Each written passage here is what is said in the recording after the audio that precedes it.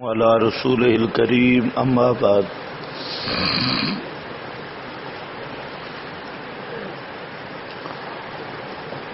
فاتحہ خلف الامام پر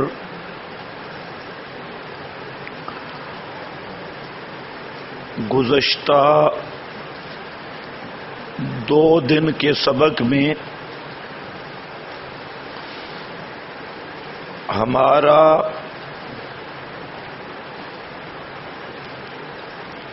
دلائل کا ماخذ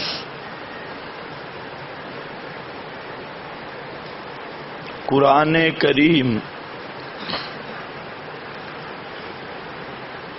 جس میں اہل حدیث حضرات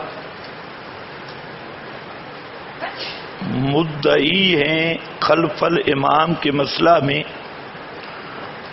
اور ان کا دعویٰ ہے کہ مقتدی اگر فاتحہ نہ پڑھے مقتدی کی نماز ہی نہیں۔ اس پر اہل حدیث حضرات کو بحیثیت مدعی آپ نے دیکھ لیا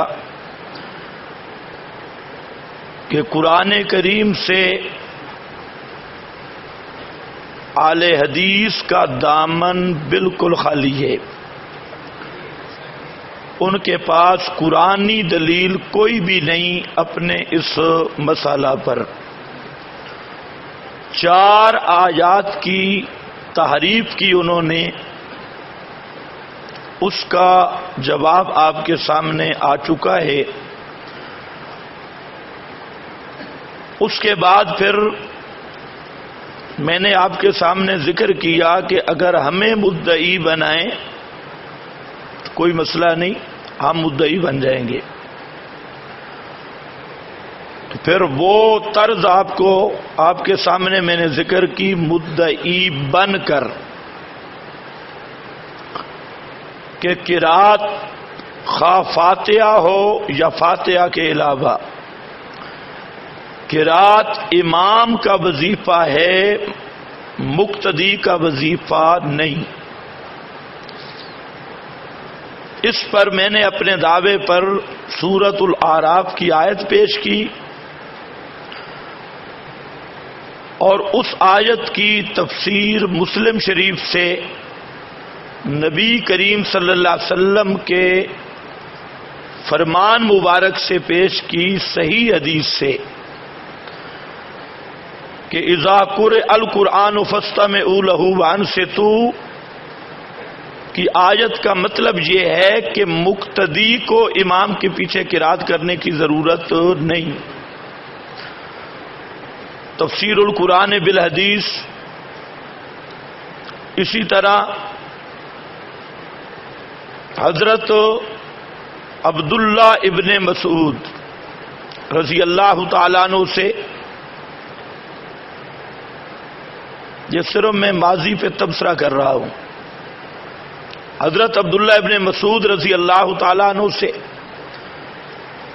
آپ کے سامنے پیش کیا کہ نبی کریم صلی اللہ علیہ وسلم کا صحابی حضرت عبداللہ ابن مسعود رضی اللہ تعالیٰ عنہ اس آیت اذا قرئ القرآن فاستمعوا لہ وانصتوا، اس کا یہی مطلب اور معنی مفہوم سمجھے کہ مقتدی کو امام کے پیچھے کسی قرات کرنے کی اجازت نہیں۔ اس پر میں نے مطالبہ کیا کہ اگر کسی اہل حدیث بزرگ میں جرأت ہو تو جس طرح ہم آیت قرآن کی پڑھ رہے ہیں، معنی رسول پاک صلی اللہ علیہ وسلم سے اور نبی کریم صلی اللہ علیہ وسلم کے صحابی سے پیش کر رہے ہیں، اسی طرح وہ بھی لائیں، قرآن کریم کی آیت پڑھے، معنی پیغمبر کریم کے صحابی سے لائیں کہ مقتدی اگر فاتحہ نہ پڑھے اس کی نماز ہی نہیں۔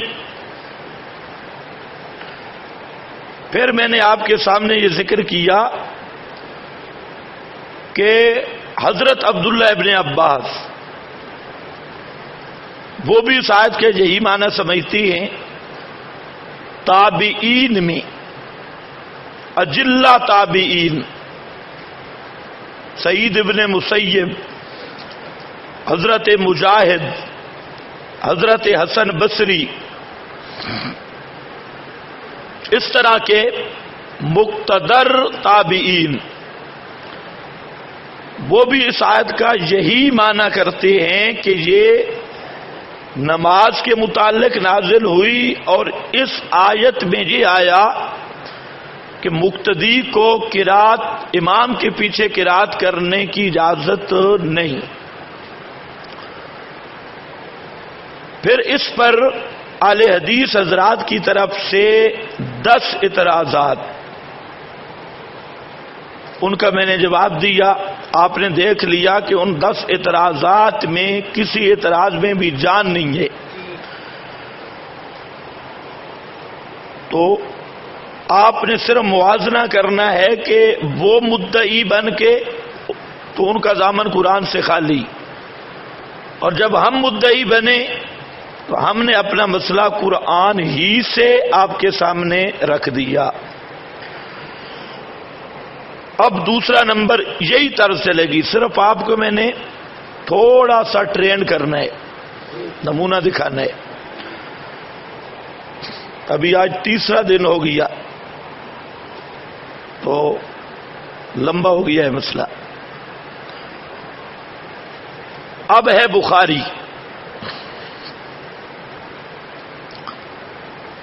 غیر مقلدین حضرات کو بڑا ناز ہے بخاری کے نام پر.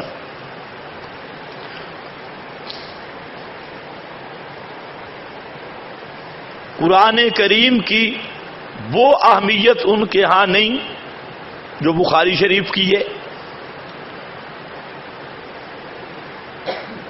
عملی طور پر بھی اور ویسے بھی ہم نے کئی ان کے مولویوں سے بات کی تو قرآن کریم پر عملاً یہ بخاری شریف کو حاکم مانتی ہے، اور جب بھی عوام کو مغالطہ دیتے ہیں تو بخاری کے عنوان سے. بخاری میں آ گیا جی، بخاری میں آ گیا. حالانکہ خود بخاری کے ساتھ جو ان کا معاملہ ہے یا ان کے علماء کی عبارات ہیں وہ عجوب روزگار ہیں. جہاں امام بخاری کی بات ان کے خلاف آ جائے تو پھر امام بخاری کی بھی خیر نہیں. لیکن عوام پر ایک تاثر یہ انہوں نے دیا ہوا ہے کہ یہ بخاری منزل من اللہ ہے، اور اس کی ہر بات بالکل لا ریب ہے. جیسے قرآن معاذ اللہ قرآن کریم کی طرح بخاری کو کہتے ہیں کہ یہ لا ریب ہے، تاثر یہی دیتی ہے. اس لیے اگر کسی اہل حدیث بھائی کو میری اس بات سے تکلیف پہنچے وہ اپنے مولوی سے رجوع کرے، اور ہم چند مسائل ہم سے پوچھ لے کہ قرآن کریم کی آیات کے مقابل ایک طرف آیاتیں، اس کے بالکل مد مقابل روایت. غیر مقلد قرآن کی طرف اس کو بلاؤ تو لڑے گا، اور بخاری شریف کی طرف جاؤ تو ماشاءاللہ، یعنی قانون ان کے ہاں کوئی بھی نہیں. تو چلو آؤ آج بخاری سے بھی پردہ اٹھاتی ہیں کہ اس مسئلہ میں بخاری ہمارا ساتھ دیتی ہے یا ان کا. آپ نے ذرا دیکھنا ہے اسی طرز پہ وہ مدعی ہیں، اور ان کا دعویٰ ہے کہ مقتدی فاتحہ نہ پڑھے مقتدی کی نماز باطل نہیں ہے. ہم کہتے ہیں اٹھاؤ بخاری، اس پہ دلیل لاؤ.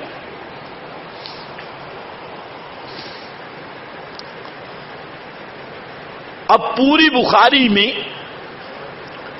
ایسی ایک حدیث بھی نہیں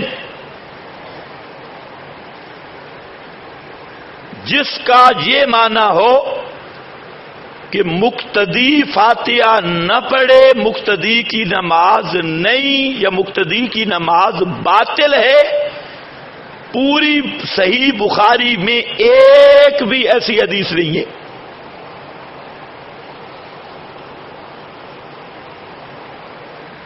ہمارا مطالبہ ہے کہ ایک حدیث لائیں بخاری شریف سے جس میں تمہارا دعویٰ ہو، دعوے کے مطابق ہو، مقتدی کا لفظ ہو، فاتحہ کا لفظ ہو اور نماز کے باطل ہونے کی بات ہو. لیکن اللہ کے فضل سے صحیح بخاری میں ایک حدیث بھی نہیں.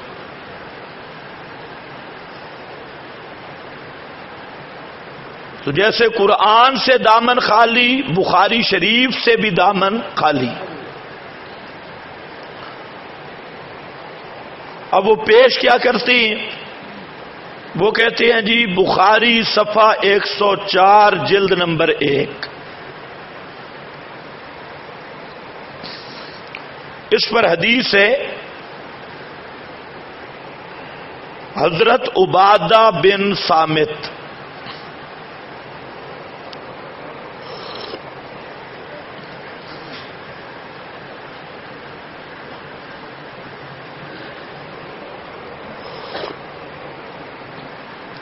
اس میں آ رہا ہے لا صلاۃ لمن لم یقرأ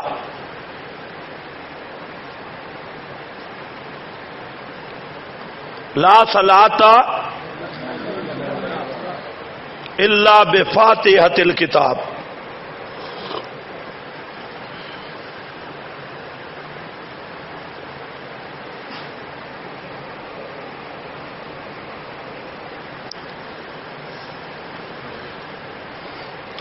اب اس روایت کو ذرا سوچو، اس میں ذرا ڈھونڈو مقتدی کا کس لفظ کا معنی ہے مقتدی؟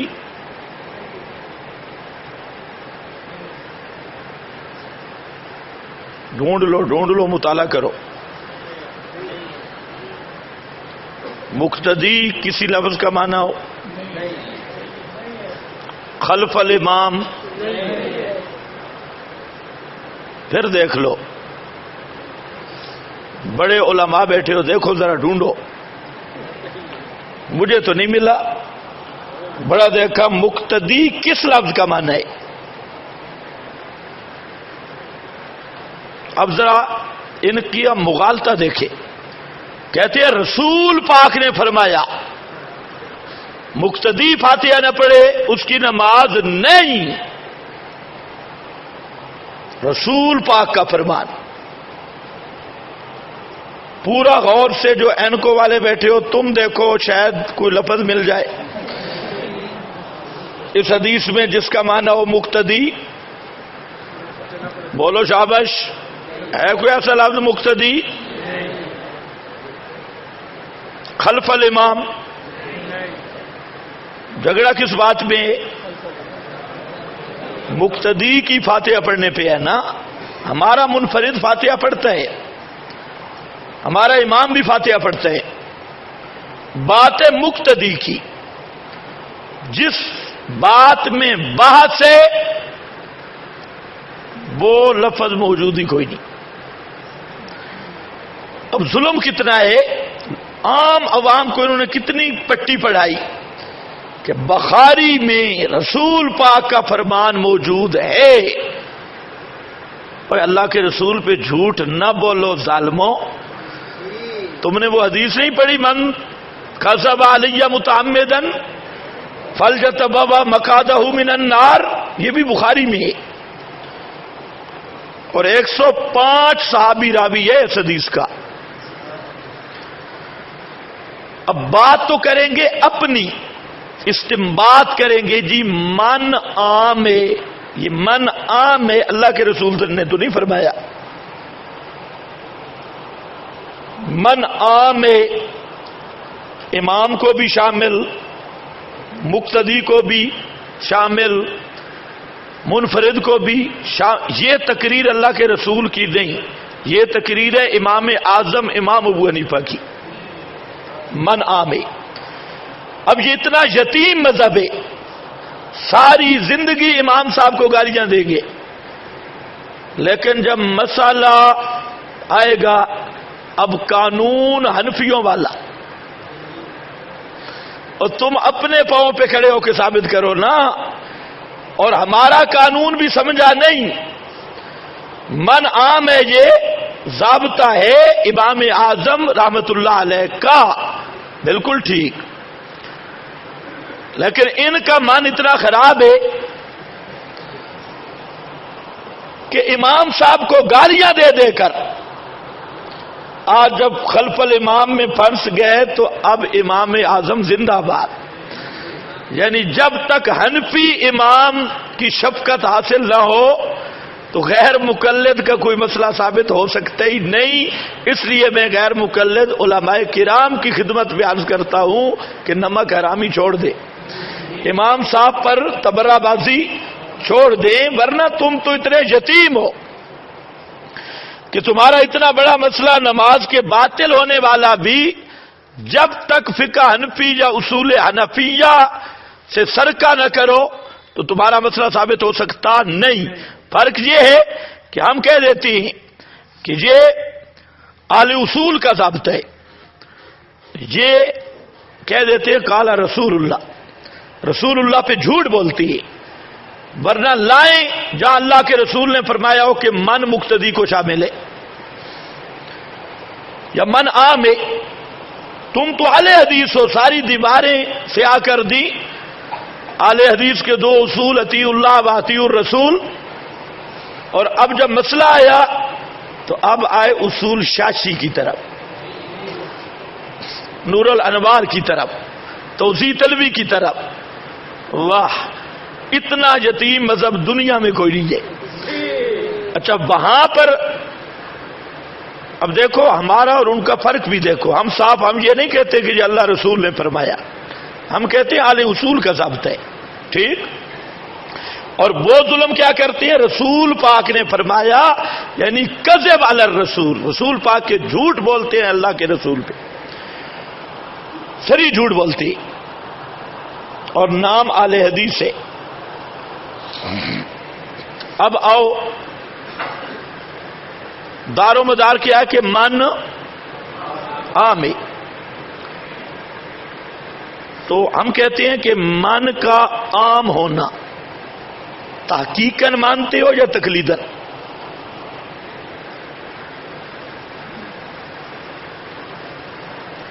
اگر تحقیقاً مانتے ہو، تمہارے نزدیک تحقیق یہ ہے کہ قرآن یا حدیث کا حوالہ ہو، اس پر تمام اہل حدیث علماء کرام کی خدمت میں گزارش ہے کہ من عام ہے، مقتدی غیر مقتدی دونوں کو شامل ہے، اس پہ قرآن پیش کریں یا نبی کریم کا فرمان پیش کریں۔ ایک، اور اگر تم کہو کہ تقلیداً لأہل الاصول، اہل اصول کی ہم تقلید کرتی ہیں، تو پھر تم بھی بن گئے مقلد۔ خلف الامام والے مسئلہ میں کیا بن گئے؟ اہل اصول کے مقلد، کیونکہ انہوں نے اب من ثابت کرنا ہے، ابھی انشاءاللہ ان کا من کا وہ حشر ہوگا نا، من کو ذرا لے آئیں، اب بن گئے مقلد۔ اب خلف الامام کی بات بعد میں ہوگی، ان کے نزدیک مقلد ہوتا ہے مشرک، لہذا ثابت کرنے آیا تھا فاتحہ کے بغیر نماز نہیں، اور ثابت کر بیٹھا اپنے آپ کو مشرک۔ شاہدوا علی انفسہم انہم کانوا کافرین،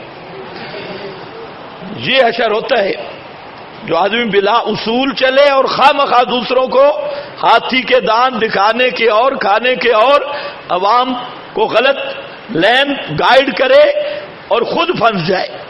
تو یہ میں نے آپ کو کہا کہ ان سے بڑا علمی دنیا میں یتیم جبر دنیا میں سوا ایک فرقہ ہے، وہ ہے للڑ، وہ ان سے بھی زیادہ یتیم ہے۔ آپ دیکھیں گے انشاءاللہ دلائل آپ کے سامنے آئیں گے۔ اب جناب من نام ہے، یہ سوال باقی ہے ہمارا کہ یہ من کا عموم تحقیقاً ہے یا تقلیداً۔ تحقیقاً کا معنی بھی سمجھ چکے، ان کے نزدیک تحقیق اس کو کہتے ہیں جس پر قرآن یا حدیث کا حوالہ موجود ہو، اور تقلید لأہل الاصول یہ متعین کروانا ہے۔ اب ہوتا کیا ہے، فوراً جاتے ہیں فتح الباری، عمدۃ القاری، ارشاد الساری، فلانی کتاب، ادھر نہیں جانے دینا۔ فتح الباری والا شافی مقلد ہے، عمدۃ القاری والا عینی حنفی مقلد ہے۔ اب مقلدین کی بات نہیں، بخاری پر رہو، اور اول تو بخاری سے نکالو، ابھی بخار ہوگا انشاءاللہ۔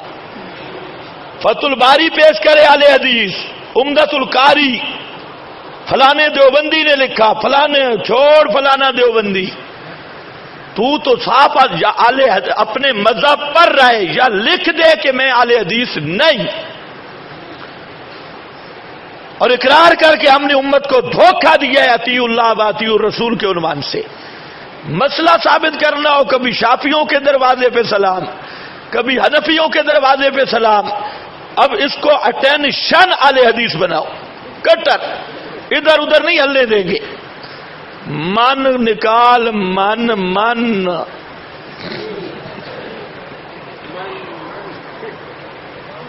من من تم نہیں سمجھتے، ہاں من من نہیں تو اوپر بھی کئی من۔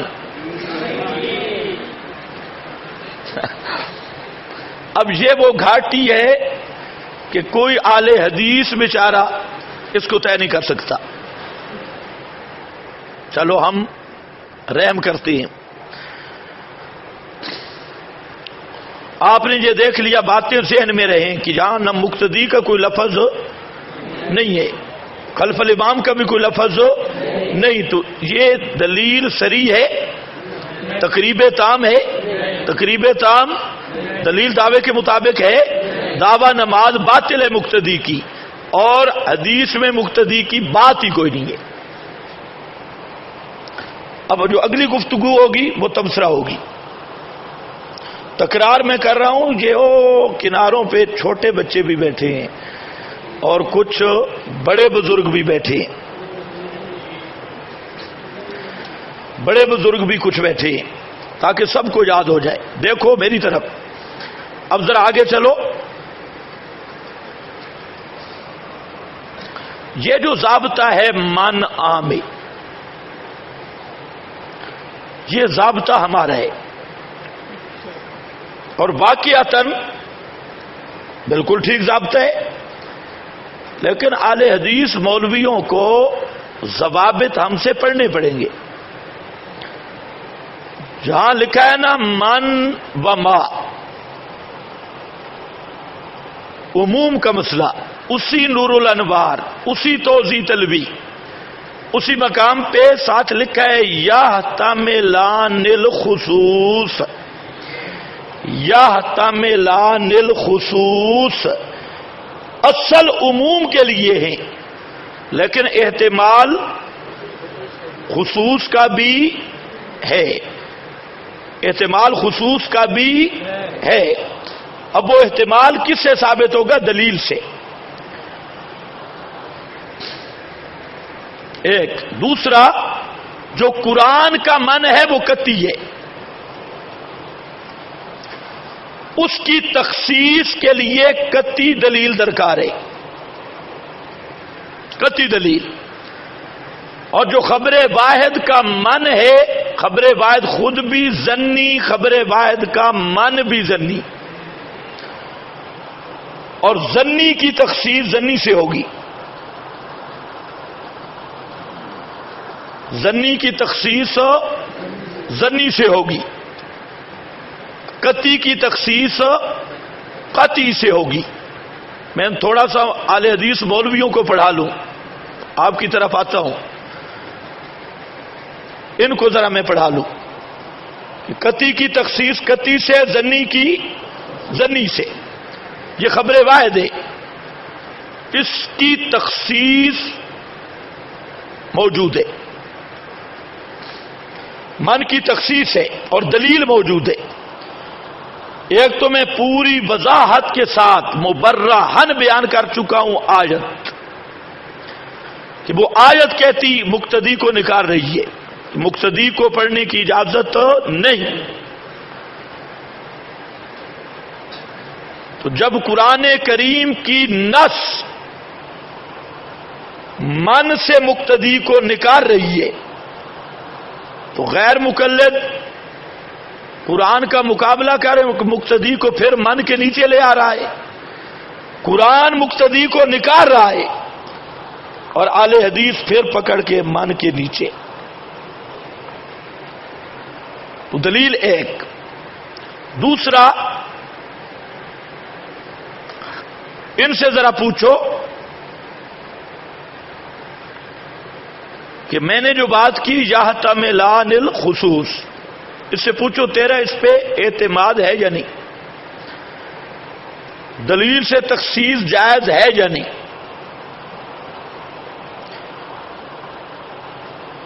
اگر دلیل سے تخصیص جائز نہیں، بول، تو پھر اہل حدیث بیچارہ پھنس گیا۔ قرآن پاک میں ہے یستغفرون لمن فی الارض، فرشتے دعا کرتے ہیں لمن فی الارض،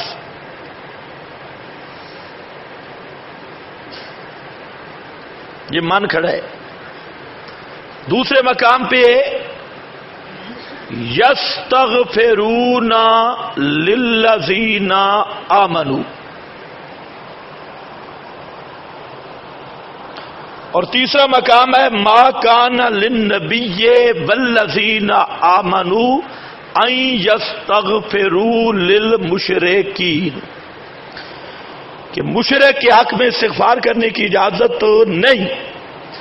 تو لمن فی الارض میں من ہے۔ اب ذرا غیر مکلف سے پوچھ، یہ من عام ہے یا خاص ہے؟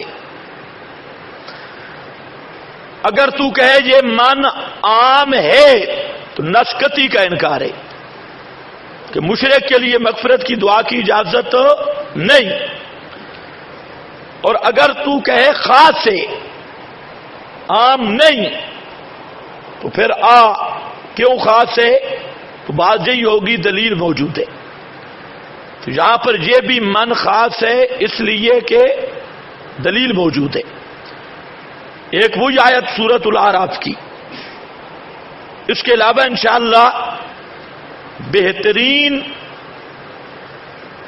جب میں مدعی بن کے گفتگو کروں گا اس پہ احادیث آ رہی ہے، تو آپ ذہن میں رکھ لیں کہ وہ اس من سے مقتدی کو نکالیں گی۔ تو یہ عام مخصوص منہ الباز ہے بھی خبر واحد کا من، لا صلاۃ خبر واحد ہے، تو فی نفس ہی روایت بھی ظنی اور من بھی ظنی، تو تخصیص تو ظنی دلیل سے ظنی کی ہو سکتی ہے، لہذا یہ من کے عموم والی بات بھی غلط ہو گئی، یہ بھی دھوکہ ہو گیا۔ نمبر 3،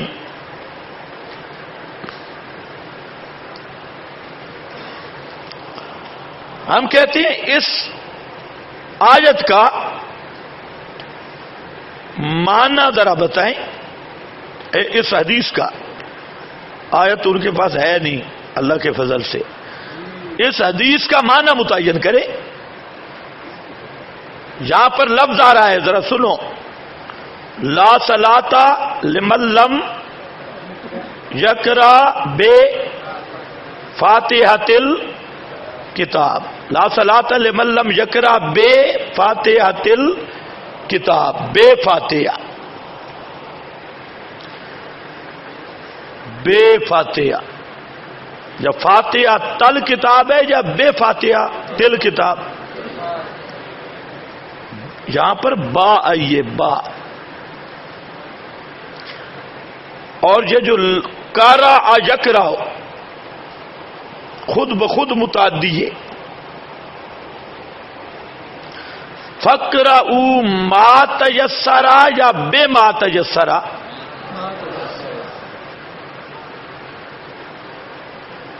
قرأت فقرؤوا بے ما تیسر نہیں، فقرؤوا ما تیسر، ما تیسر۔ تو اس سے معلوم ہو گیا کہ یہ بات تعدیت کی نہیں، یہ با کوئی اور ہے، اس بات کو ذرا سمجھو۔ اور جب کارا یقرأ کہ مفعول پہ با داخل ہو،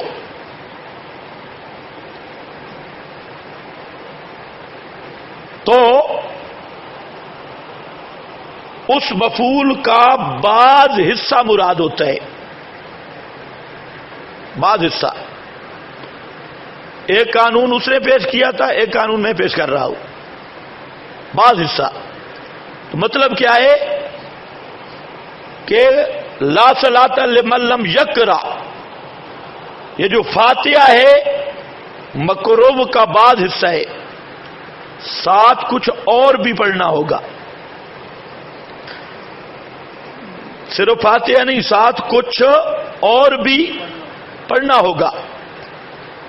تو معنی اردو میں بھی یہی ہے کہ جو فاتحہ کے ساتھ کچھ نہ پڑھے، جو فاتحہ کے ساتھ کچھ نہ پڑھے۔ تو اس با بخاری میں با آئی، اور یہ با بتا رہی ہے کہ صرف فاتحہ نہیں، فاتحہ کے ساتھ بھی کچھ پڑھنا ہوگا۔ اور اس کی تفصیل مسلم میں موجود ہے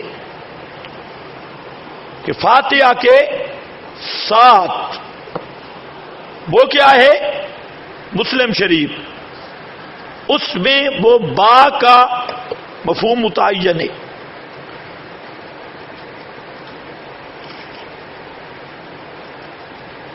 یہ میرے پاس مسلم شریف ہے، صفحہ اس کا 154 ہے۔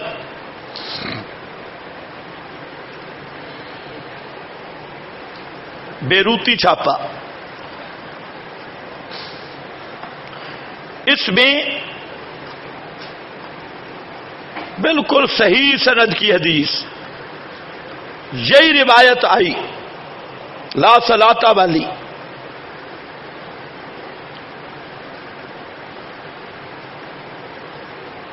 یہ روایت آئی، اس میں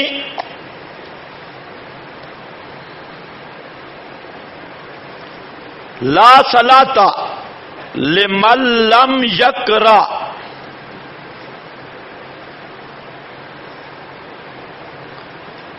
اسی سند کے ساتھ فرماتی ہیں فصاعدن، فاتحہ کے ساتھ کیا ہے، فصاعدن۔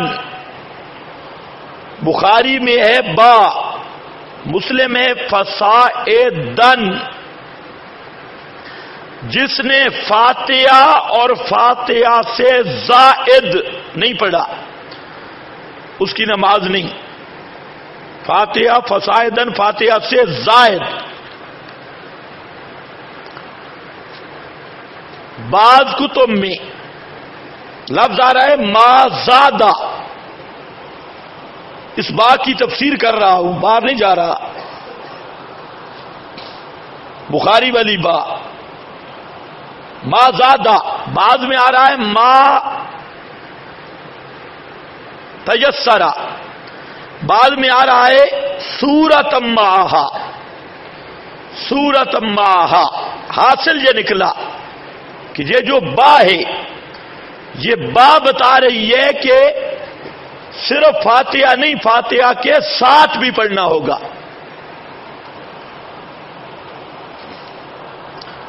فاتحہ سے زائد بھی پڑھنا ہوگا. تو اب ہم پوچھتے ہیں کہ فاتحہ اور فاتحہ کیا ساتھ والی صورت یہ مقتدی نے پڑھنی ہے یا امام اور منفرد نے؟ میں نے آپ کو بتایا تھا وہ بھی فاتحہ تک کے قائل ہے. فاتحہ سے زائد قرات مقتدی کے لیے وہ قائل نہیں. تو اس فصاعدن ما زاد ما تیسر بتا رہا ہے کہ یہ حدیث اس آدمی کے بارے میں ہے جس نے فاتحہ بھی پڑھنی ہے اور فاتحہ کے ساتھ والی صورت بھی پڑھنی ہے، اور وہ یا امام ہے یا منفرد. مقتدی کے متعلق ہمارے وہ دوست بھی کہتے ہیں کہ مقتدی کو آگے صورت پڑھنے کی اجازت نہیں. تو یہ پوری حدیث اگر پڑھ لی جائے مسلم کو ساتھ ملا کر تو حدیث کے الفاظ بتا رہے ہیں کہ مقتدی کو یہ شامل نہیں. کہ منفرد اکیلا نمازی ہو یا امام ہو اس کے بارے میں حکم ہے. تو سمجھ گئے؟ افتؤمنون ببعض الکتاب وتکفرون ببعض. پہلے تو بنی قریظہ والوں کی عادت تھی. ہم پوچھتے ہیں کہ ہمارے اہل حدیث دوستوں کو یہ عادت کب پڑی ہے؟ کچھ مان لیا کچھ چھوڑ دیا. پوری حدیث لاؤ نا. یعنی اب اہل حدیث کا معنی یہ ہوگا جو آدھی حدیث بیان کرے وہ اہل حدیث، اور جو پوری حدیث لے آئے تو اس کو کہتے ہیں منکر حدیث. ہم تو پوری حدیث لے آ رہے ہیں. فصاعدن ما زاد ما تیسر سورتم معہا. اگر روایات میں نہیں تو بات کر. روایات میں جب موجود ہے بہذل اسناد اسی سند کے ساتھ تو پھر پوری لے آ. تو حاصل کیا نکلا؟ پہلے میں نے بتایا کہ جہاں من کا مسئلہ تھا، من کا ہم نے من کیا. اب مسئلہ آ گیا حدیث کا کہ اگر پوری حدیث پڑھو نا دیانتداری سے، ڈنڈی نہ مارو، دھاندلی نہ کرو، دہشت گردی نہ کرو، صاف کر کے پڑھو، تو حدیث پوری بتا رہی ہے کہ مقتدی کا یہ حکم ہی نہیں ہے، یہ منفرد اور امام کا حکم ہے. 4. اچھا، اس پر میں اپنی تائیدیں بھی پیش کر سکتا ہوں. تائیدات: اسی حدیث کا راوی سفیان ابن عیینہ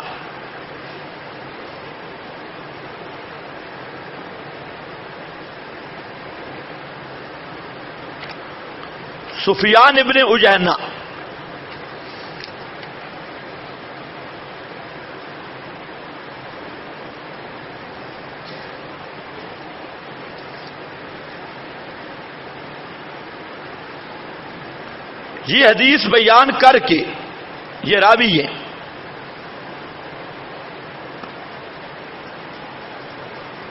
یہ ابو داؤد ہے.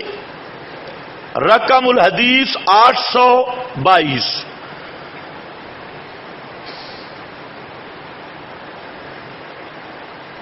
وہی حضرت عبادہ بن صامت کی روایت: لا صلاۃ لمن لم یقرأ بفاتحۃ الکتاب فصاعدا. قال سفیان لمن یصلی وحدہ لمن یصلی وحدہ. اور یہ جو سفیان ابن عیینہ ہے یہ امام بخاری کا بھی استاد ہے، بہت بڑا محدث.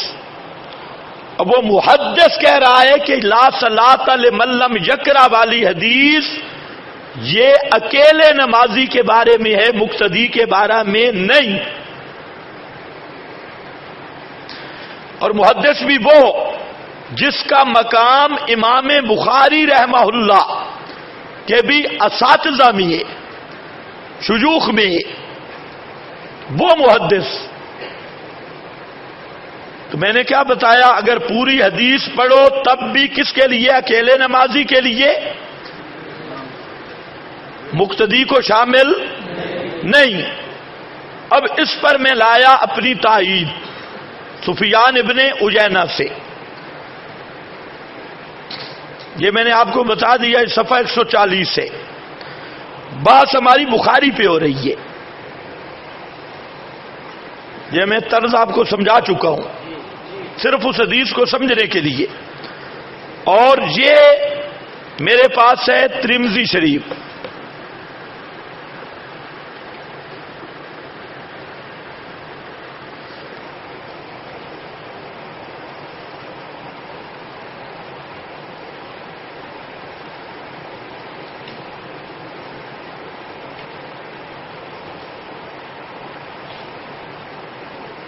سبحان اللہ، زبردست مسئلہ ہے. بیان کرنے والے امام احمد بن حنبل، کوئی حنفی نہیں ہے، امام احمد بن حنبل. یہ جو آج کل مکہ مکرمہ میں یہ اسی امام کے مقلد ہے، امام احمد بن حنبل. یہ حنبلی ہے. یہ لوگوں کو یہ بھی بڑا دھوکہ دیتے ہیں مکہ مدینہ مکہ مدینہ مکہ اور جو قرآن مکہ مدینہ میں آئے بے ایمانو اس کو کیوں نہیں مانتے؟ قرآن بھی تو مکہ مدینہ میں آئے، اس قرآن کو نہیں. اور بخاری تو بخارا روس میں لکھی گئی ہے. لوگوں کو مکہ مدینہ بتاتے ہیں اور خود بخارے جاتے ہیں روس. کہتے مکی مدنی، اور تم کدھر مکی مدنی ہو؟ تم روسی ہو، روسی.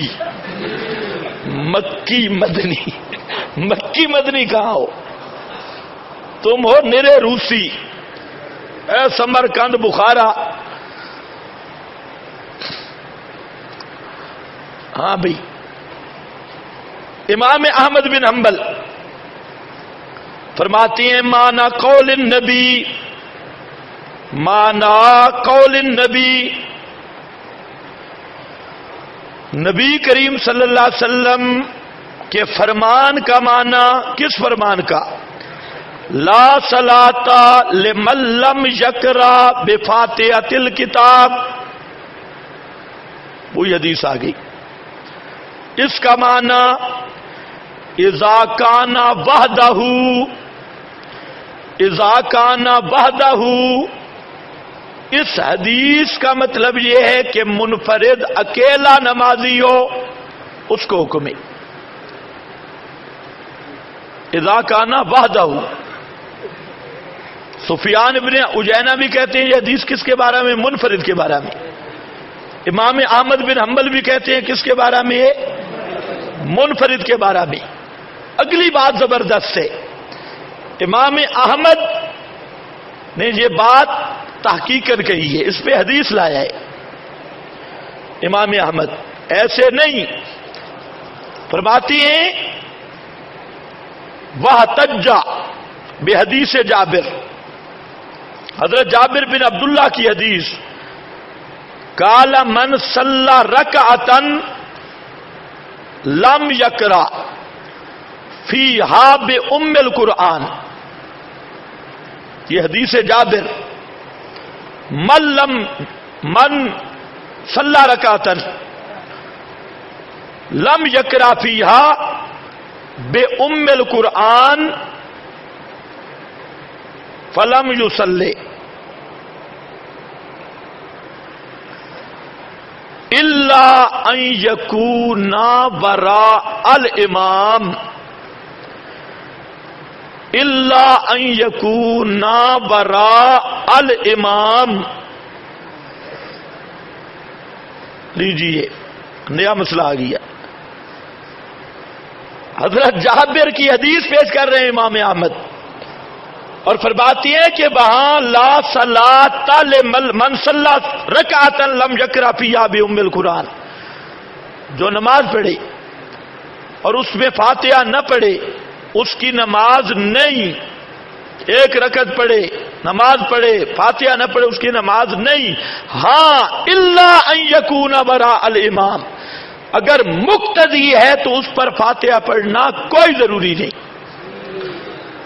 الا ان یکون وراء امام، یہ ہے حضرت جابر بن عبداللہ کی حدیث.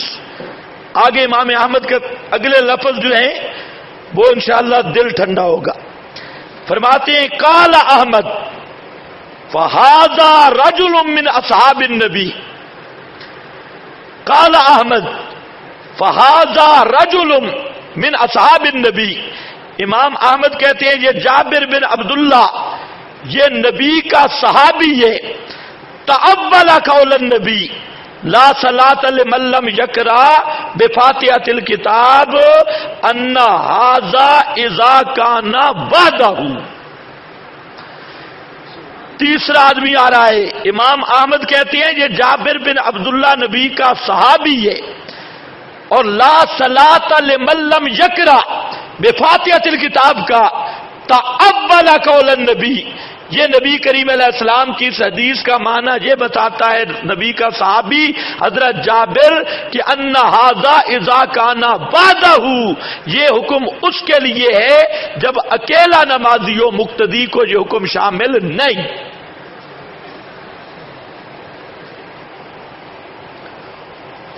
سن رہے ہو میری بات؟ سفیان ابن عیینہ بھی کہتا ہے کہ یہ روایت کس کے لیے؟ مقتدی کو شامل لا صلاۃ لمن لم یقرأ، مقتدی کو شامل نہیں. امام احمد بھی کہتی ہیں کہ لا صلاۃ لمن لم یقرأ مقتدی کو شامل نہیں. اور حضرت جابر بن عبداللہ نبی کا صحابی حدیث پڑھ کے الا ان یکون براء الامام پڑھ کے نبی کریم علیہ السلام کی اس حدیث کا معنی بیان کرتا ہے کہ لا صلاۃ لمن لم یقرأ بفاتحۃ الکتاب، یہ مقتدی کو شامل نہیں. ان ھذا اذا کان وحدہ، یہ اس نمازی کے بارے میں ہے جو اکیلا نماز پڑھ رہا ہو. آپ ذرا دلائل کا حسن بھی دیکھیں کہ ہم نے آیت پڑھی تھی سورۃ الاعراف کی، معنی رسول پاک سے کیا تھا، صحابہ سے معنی کیا تھا، ابن مسعود ابن عباس سے کہ مقتدی کو پڑھنے کی اجازت نہیں.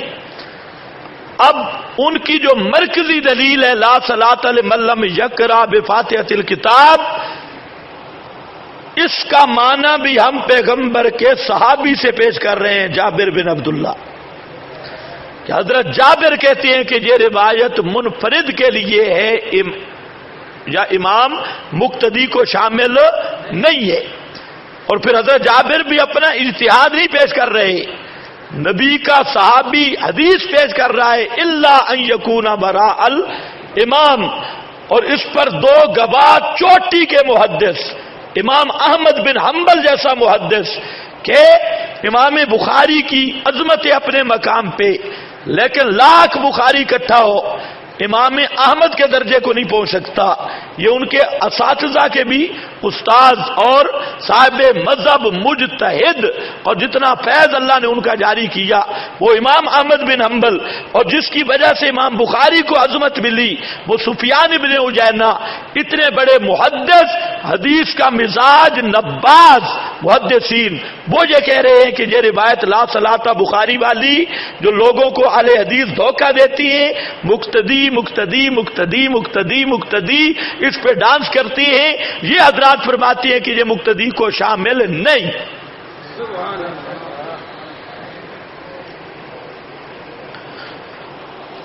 سمجھ گئے میری بات؟ یہ وہ بخاری ہے. بس بخاری کا یہی ایک روایت ہے ان کے پاس. بہت شور سنتے تھے پہلو میں دل کا، جو چیرا تو ایک قطرہ خون نہ نکلا. بہت شور سنتے تھے بخاری بخاری بخاری بخاری. یہ حال ہے جناب بخاری کی روایت کا. تو آپ سمجھ گئے ہوں گے کہ بخاری پہ بھی جھوٹ بولتی، بخاری کے نام پر جھوٹ. شعر اب دوبارہ نہیں ہو سکتا.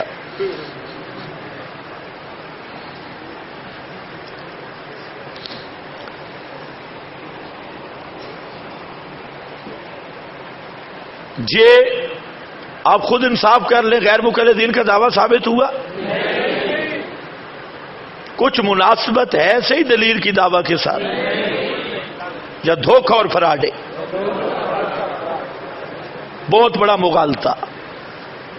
اب میں مدعی بن رہا ہوں،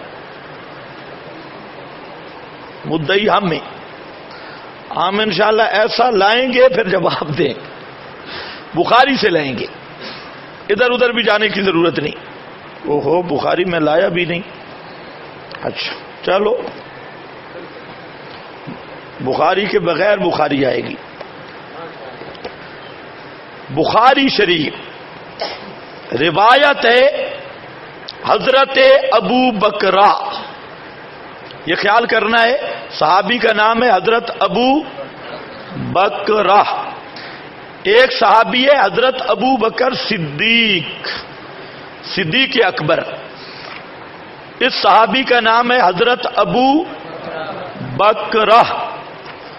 اس لیے کہہ رہا ہوں، ایک جگہ پر میں نے بیان کیا اور حضرت ابو بکرہ کی روایت پیش کی. یہ جو للڑ اہل بدعت ہے، ان کے پاس اور کچھ نہیں سوا الزامات کے. انہوں نے بڑا طوفان مچایا ہو جی اس نے حضرت ابو بکر صدیق کو گالی نکالی، ابو بکرہ کہا ہے. بڑا شور کیا انہوں نے کہ ابو بکر کو یہ ابو بکرہ کہتا ہے. اتنی بڑی توہین، یہ انتہائی بے حیا پر تھی. اللہ ان کو حیا نصیب فرمائے. یاد رکھ لو یہ اور صحابی ہے جس کا نام ہے ابو بکرہ. بخاری میں ایک دفعہ گجرانوالہ میں جلسہ تھا تو وہاں پر ایک ساتھی نے نعرہ لگا دیا. میں نے وہ پیش کیا کہ ماسٹر امین صاحب، اس نے حضرت معاویہ کی توہین کی.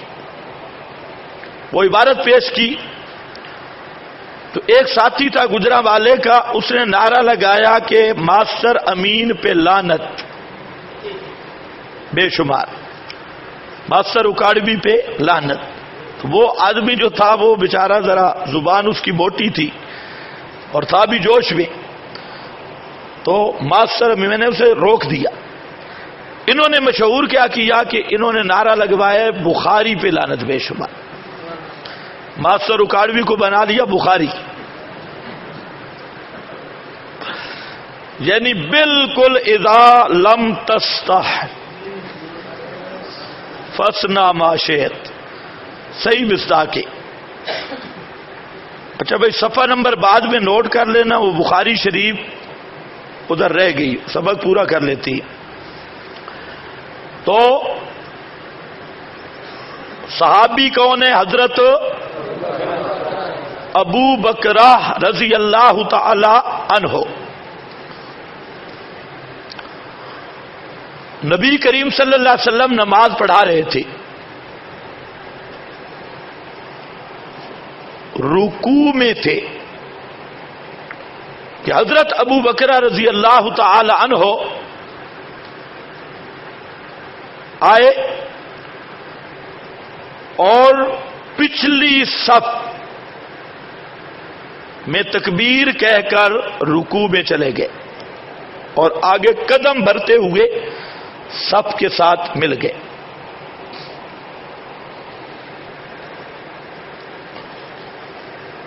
آپ امام تھے، ابو بکرہ مقتدی تھا.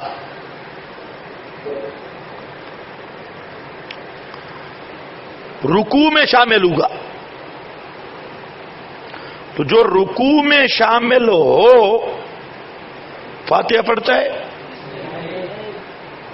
جی. اب ذرا سرات دیکھو، ابو بکرہ مقتدی، نبی کریم صلی اللہ علیہ وسلم امام، اور شامل کس میں ہو رہا ہے؟ رکوع میں. رکوع میں شامل ہوگا.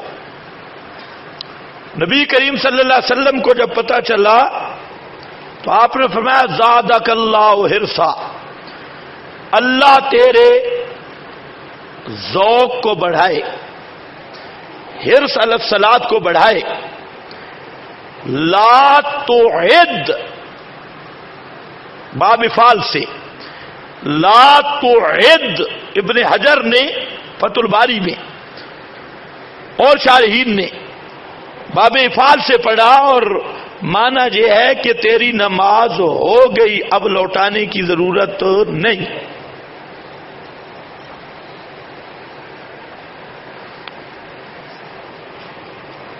مقتدی نے فاتحہ نہیں پڑھی، اور رسول پاک فرماتے ہیں لا تو عد، نماز لوٹانے کی ضرورت نہیں.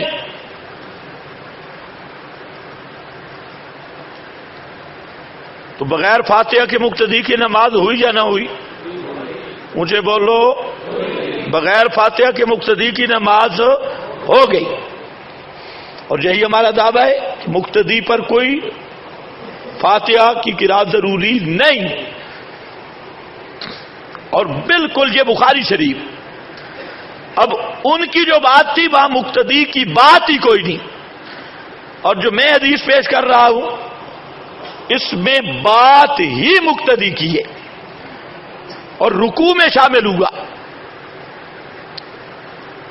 اس لیے جمہور امت اس کا یہی عقیدہ ہے، من ادرک الامام، جو امام کو حالت رکوع میں پا لے اس کی رکعت ہو گئی. جو سجدے میں پائے تو اس کی نماز نہیں ہوگی، رکعت نہیں ہوگی. لیکن جو امام کو قائمن یا راکعن پا لے اس کی نماز ہو گئی. اب یہ جو آدمی ہے رکوع میں شامل ہونے والا، ظاہر بات ہے یہ فاتحہ نہیں پڑھتا، تو اس سے بڑھ کر کیا دلیل ہو سکتی ہے؟ اور وہ بھی بخاری میں کہ ابو بکرہ کی بغیر فاتحہ کے نماز ہو گئی، پیغمبر کے سامنے ہو گئی. تو پیغمبر تو فرمائے بغیر مقتدی پر فاتحہ پڑھنا کوئی رکن نہیں. اگر مقتدی فاتحہ نہ پڑھے تب بھی نماز ہو جاتی ہے، اعادے کی ضرورت نہیں. اور اہل حدیث کہے نہیں جناب، حدیث میں آیا، حدیث میں آیا، حدیث میں آیا. وہ کدھر ہے حدیث؟ یہ حدیث نہیں، یہ بخاری ہے. پہلی دلیل، جہاں پر بھی میرا تقریب تھا میں دعویٰ ہمارا ثابت ہو گیا. اس کے ساتھ تائیداً دو حدیثیں اور ہیں بخاری میں. اچھا یہ جو ہے نا یہ ایک عنوان ہے، حضرت ابو بکرہ والی روایت، اس پر تقریباً 7 صحابہ ان کے آثار موجود ہیں جو اسی بات کے قائل ہیں. آج کل غیر مقلدوں نے یہ بات بھی چھیڑی ہوئی ہے کہ جو رکوع میں شامل اس کی رکعت نہیں ہوتی، کیونکہ وہ سمجھ گئے، پھنس گئے. لیکن یہ مستقل موضوع اب چھڑے گا کہ مدرک رکوع مدرک رکعت ہے یا نہیں. یا مناظرے کا موڑ بدل جائے گا اس حدیث پر، اس لیے اگلے وہ آثار کی تیاری بھی ضروری ہے. اور صحیح حدیث بھی موجود ہے، نبی کریم صلی اللہ علیہ وسلم سے بالکل صحیح روایت وہ بھی موجود ہے. مصنف عبد الرزاق بھی وہاں موجود ہے، اور راوی اس کے وہ ہیں جن کو وہ ثقہ مانتی ہے.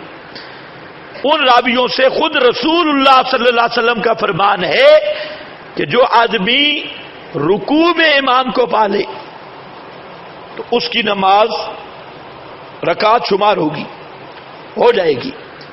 اس پر 6 کے قریب صحابہ کے آثار ہیں جو یہ کہتی ہیں کہ جو امام کو سجدے میں پائے رکعت شمار نہیں ہوگی، جو رکوع میں پائے اس کی رکعت شمار ہو جائے گی. ایک مستقل عنوان بن گیا. تو وہ 6 آثار مصنف کی روایت وہ بھی ہم یہاں پیش کریں گے اسی حضرت ابو بکرہ والی روایت کی تائید میں. دلیل بخاری ہے وہ ہم لا رہے ہیں کہ بطور تائید کے وہ حدیث بھی اور 6 آثار بھی. سنن کبریٰ میں بھی کچھ ہیں. خیر، دوسرا بخاری میں ہے اذا کبر الامام فکبروا. آپ نے وظیفہ بیان کیا امام اور مقتدیوں کا. جب امام تکبیر کہے تم تکبیر کہو.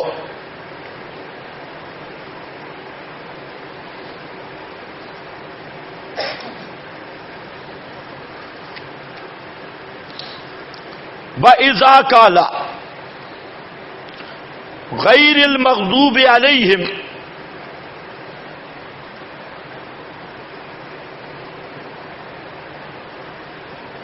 وَلَا الضَّالِّينَ فَقُولُوا آمِينَ.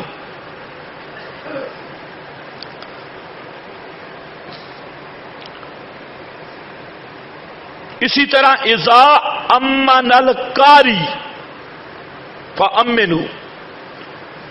امن القاری اگر مقتدی پر بھی قرات فرض ہے، اس نے بھی قرات کرنی ہے، تو پھر قاری امام کو کیوں کہا گیا؟ پھر تو سارے قراء ہیں. تو بات سمجھو، اگر مقتدیوں پر بھی قرات فرض ہے تو قاری واحد کا صیغہ کیوں لایا گیا؟ اذا امن القاری فامنوا. جب قاری معلوم ہوتا ہے کہ قاری قرات والا جماعت میں ایک ہوگا اور وہ امام ہے. اگر مقتدیوں پہ بھی قرات فرض ہوتی تو اللہ کے رسول صلی اللہ علیہ وسلم یہ تقسیم نہ کرتے کہ قاری جب آمین کہے یا قاری جب غیر المغضوب علیہم ولا الضالین کہے فقولوا آمین. مقتدیوں تم نے آمین کہنی ہے. قاری واحد کا صیغہ اس بات پر شاہد ہے کہ پوری جماعت میں قاری ایک ہوگا، باقی آمین کہنے والے ہوں گے، اور وہ قاری کون ہے؟ امام. بخاری کی کتنی حدیثیں آ گئیں؟ 3. کتنی آ گئی؟ 3. پہلی صراحتاً اور دوسری 2. اس سے بھی ہمارا استدلال تام ہے. یہ 3 احادیث بخاری کی بتا رہی ہے کہ مقتدی پر قرات کرنی فرض نہیں ہے، اس کے ذمہ نہیں. بس بخاری پر مناظرہ اتنا. وہ مدعی ان کا آپ نے حال دیکھا، ہم مدعی آپ نے اپنی بات بھی دیکھی. اب تیسرے نمبر پر مناظرہ ہوگا مسلم پر.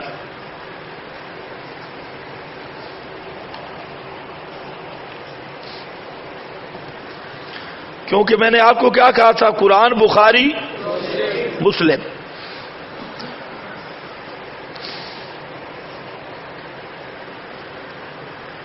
مسلم شریف میں ایک حدیث بیچارے اسی طرح اسی طرز پہ ان کو مدعی بنا رہا ہوں، کیونکہ وہ حقیقتاً مدعی ہے. تو اب ہم کہتے ہیں مسلم اٹھاؤ.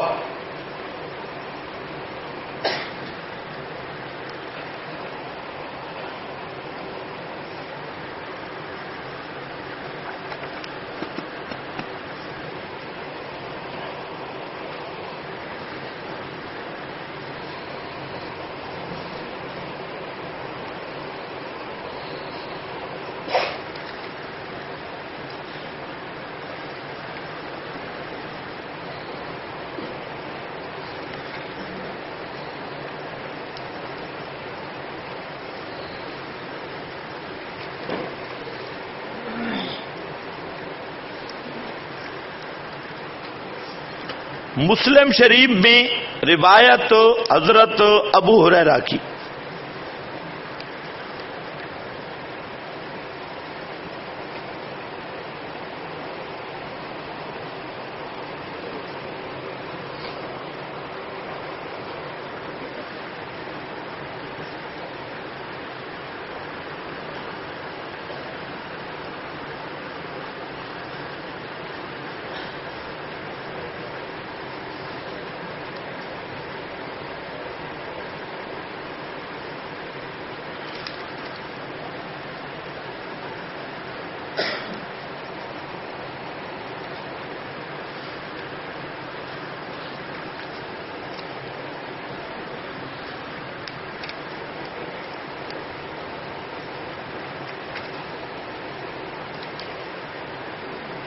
اس میں آ رہا ہے کہ نبی کریم صلی اللہ علیہ وسلم نے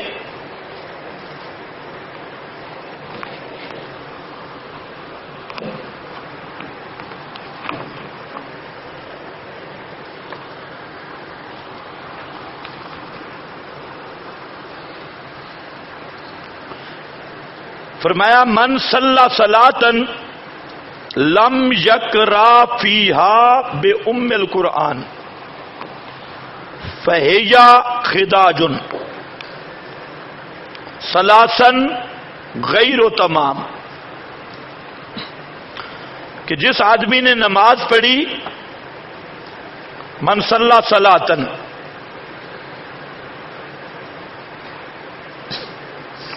لم یقرأ فیہا بأم القرآن،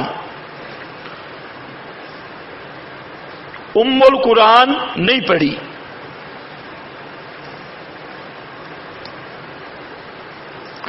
فہی خداج غیر و تمام، یہ غیر و تمام جو ہے یہ لفظ تفسیر ہے خداج کی، کہ وہ نماز پوری نہیں، بس اس پر ذرا یہاں تک نشانی لگاؤ۔ آگے جو پیش کرتی ہیں فقیل لأبی ہریرہ انا نکون وراء الامام، حضرت ابو ہریرہ سے شاگرد نے پوچھا کہ انا نکون وراء الامام، ہم امام کے پیچھے ہوتی ہیں، فقالا اقرأ بہا فی نفسک،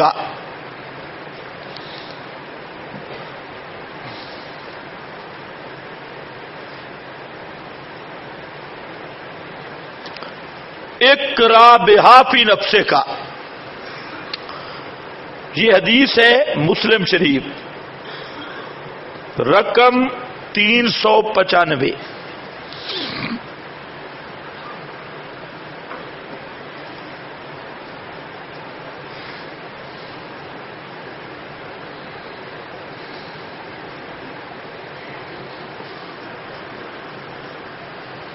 ہاں بھائی 395، اقرأ بہا فی نفسک۔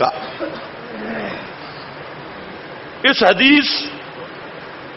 حدیث کہاں تک ہے یہ ذرا سوچ لیجیے، غیر و تمام تک حدیث ہے، غیر و تمام۔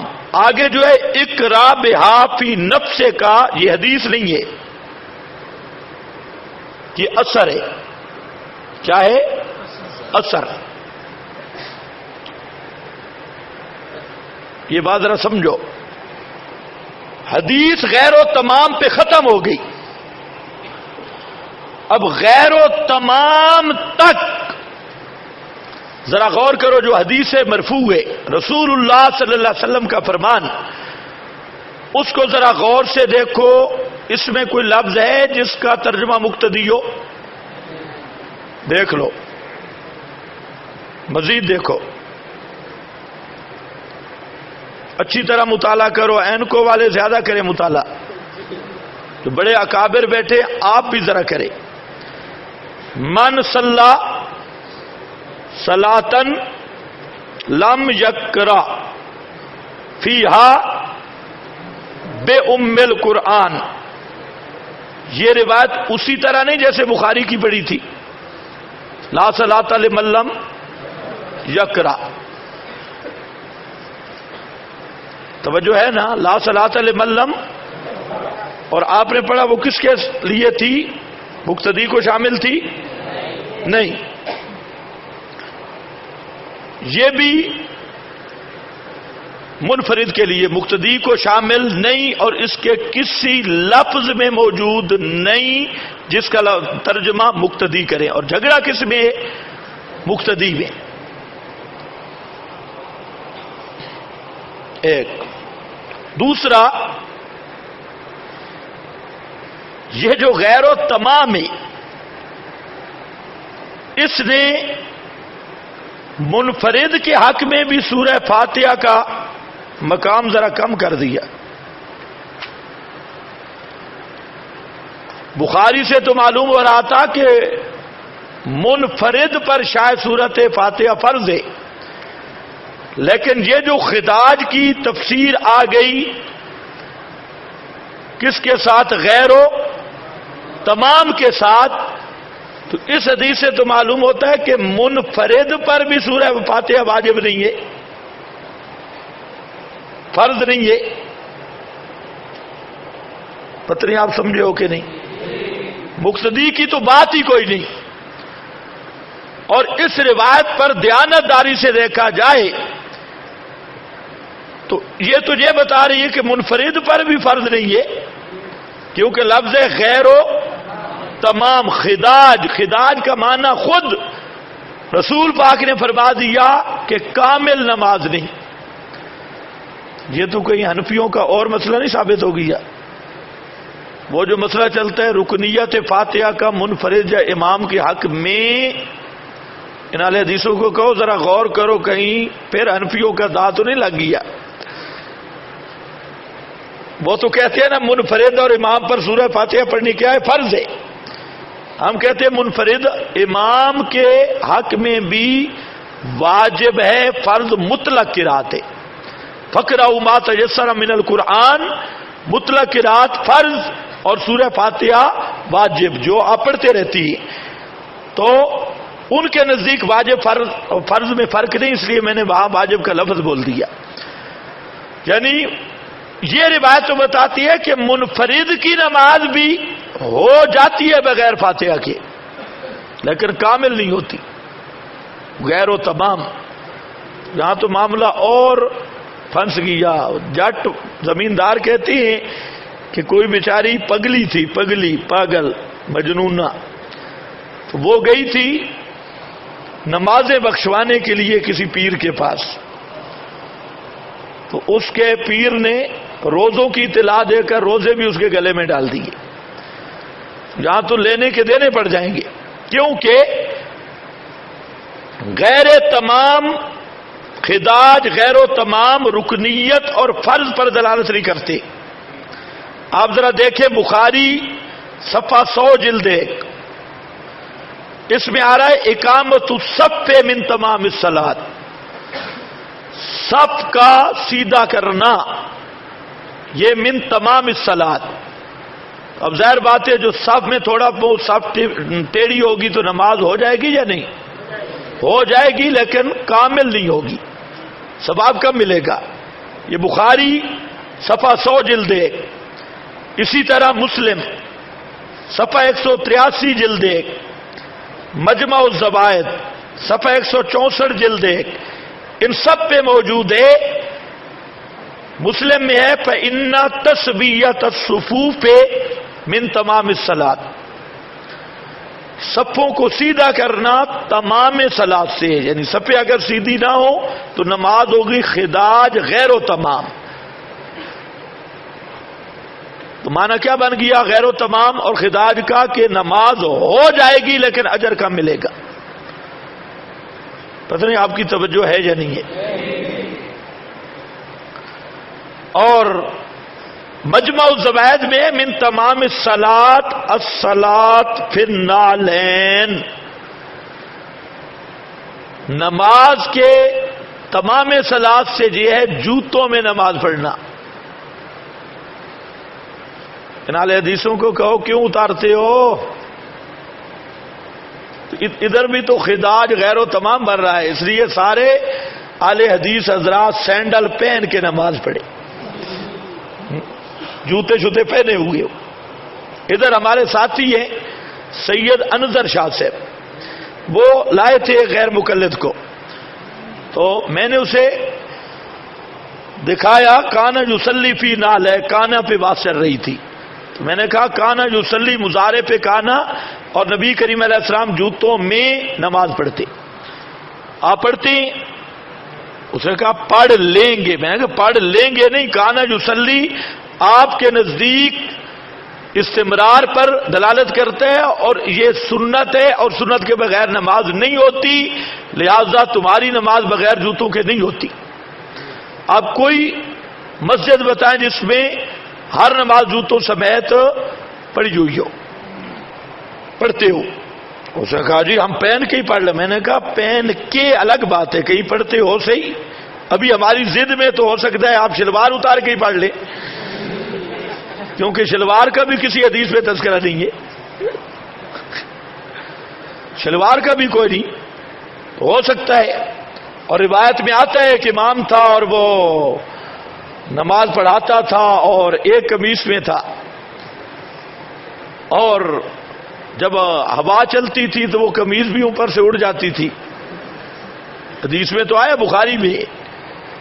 عورتوں نے کہا بھئی اپنے امام پاک کی است مبارک پہ کوئی کپڑا چھپڑا ہونا چاہیے، تو اب غیر مقلدین کو تو اس پہ عمل کرنا چاہیے، غیر مقلد آئے مسجد میں اس کی شلوار اتار دو، اور اگلی صف والا اگر ہوا چلے تو ٹھیک نہیں تھا، اگلی صف والا مقتدی اس کی قمیض بھی الٹ دے تاکہ صحیح عمل ہو جائے، تو بخاری بھی ہے۔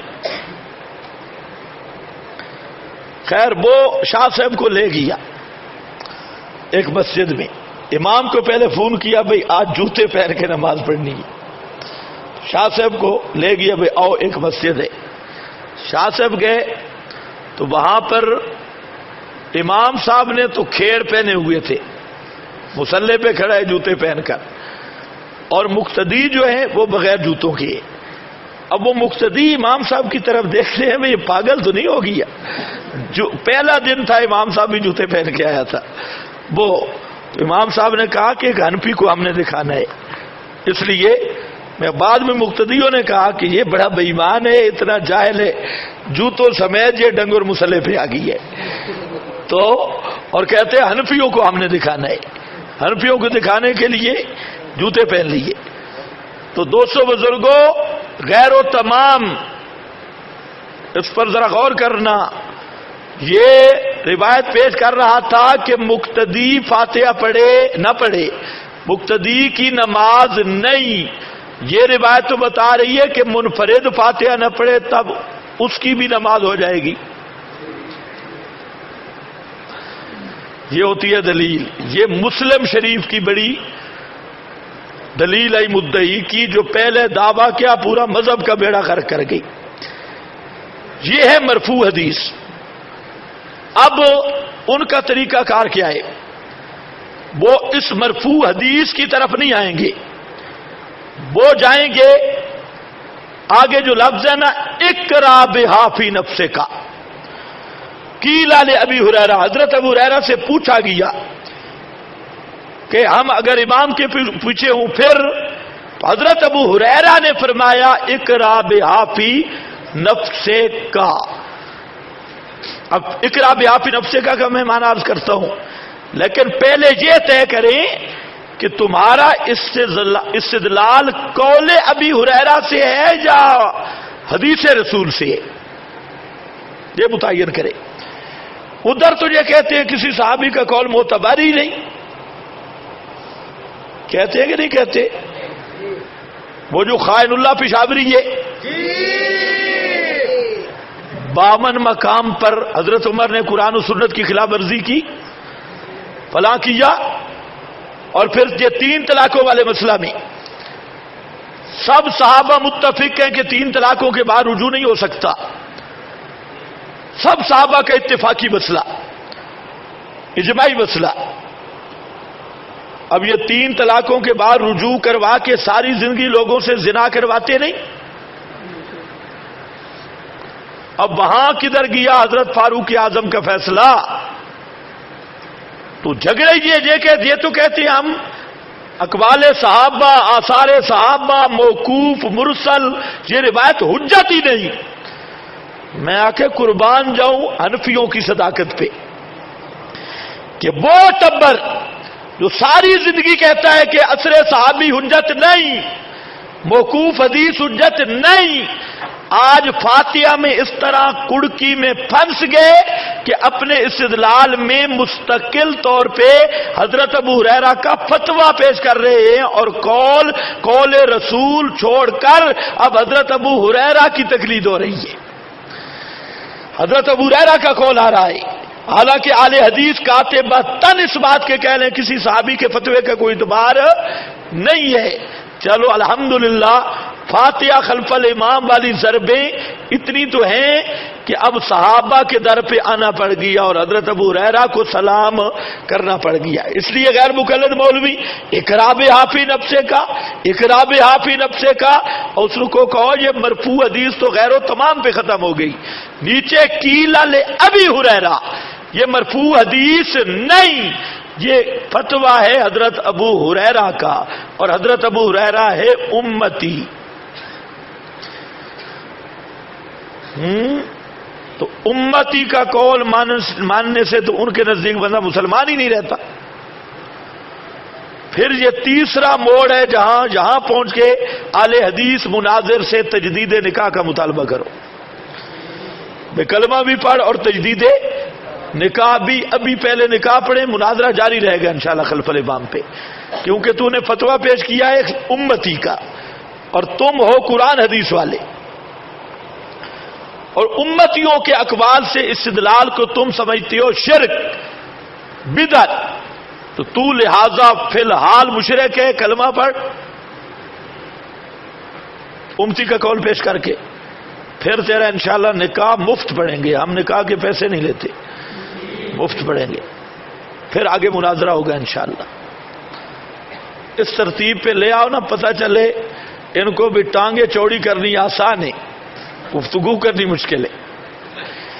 اب ذرا آؤ، یہ ہے قول کس کا؟ حضرت، بولو شابش، حضرت ابو ہریرہ کا.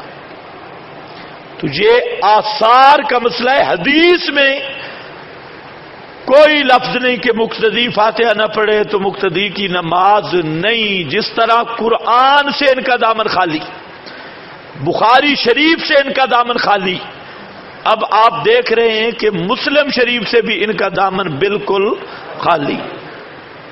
مسلم میں جا کر وہ قول ابھی میں اس پر بات کرتا ہوں، وہ جو قول پیش کیا وہ بھی غیر مفید، وہ بھی ان کے خلاف، حضرت ابو ہریرہ کا قول ان کے خلاف. اچھا اب آؤ حضرت ابو ہریرہ کے اس قول پر تبصرہ.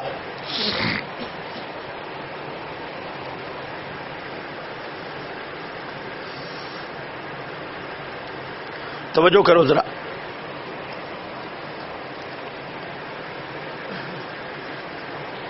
شاگرد نے کیا سوال،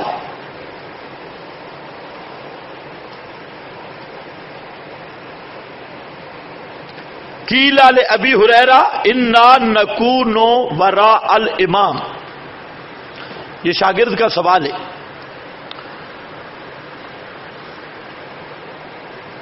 اس سے ایک اور مسئلہ بھی سمجھ آ رہا ہے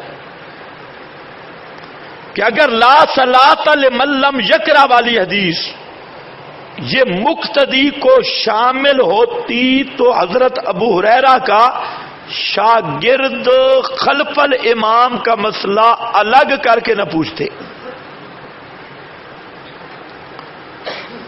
اس بات کو سمجھو. اگر یہ روایت جو ہے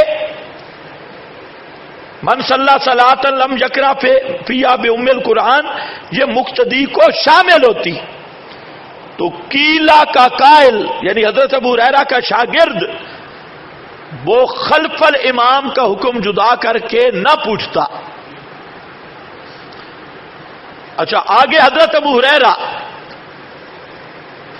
انہوں نے الگ جواب دیا.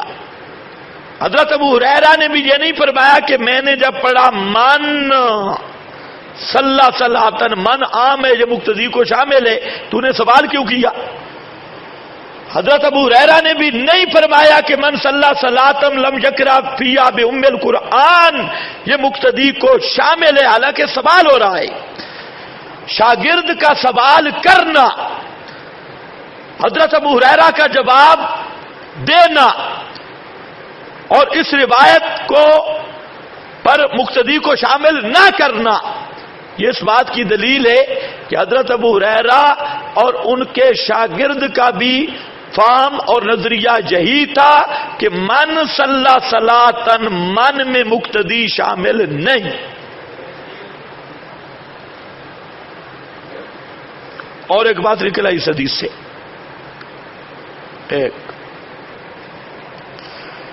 اقرا بہا فی نفسے کا،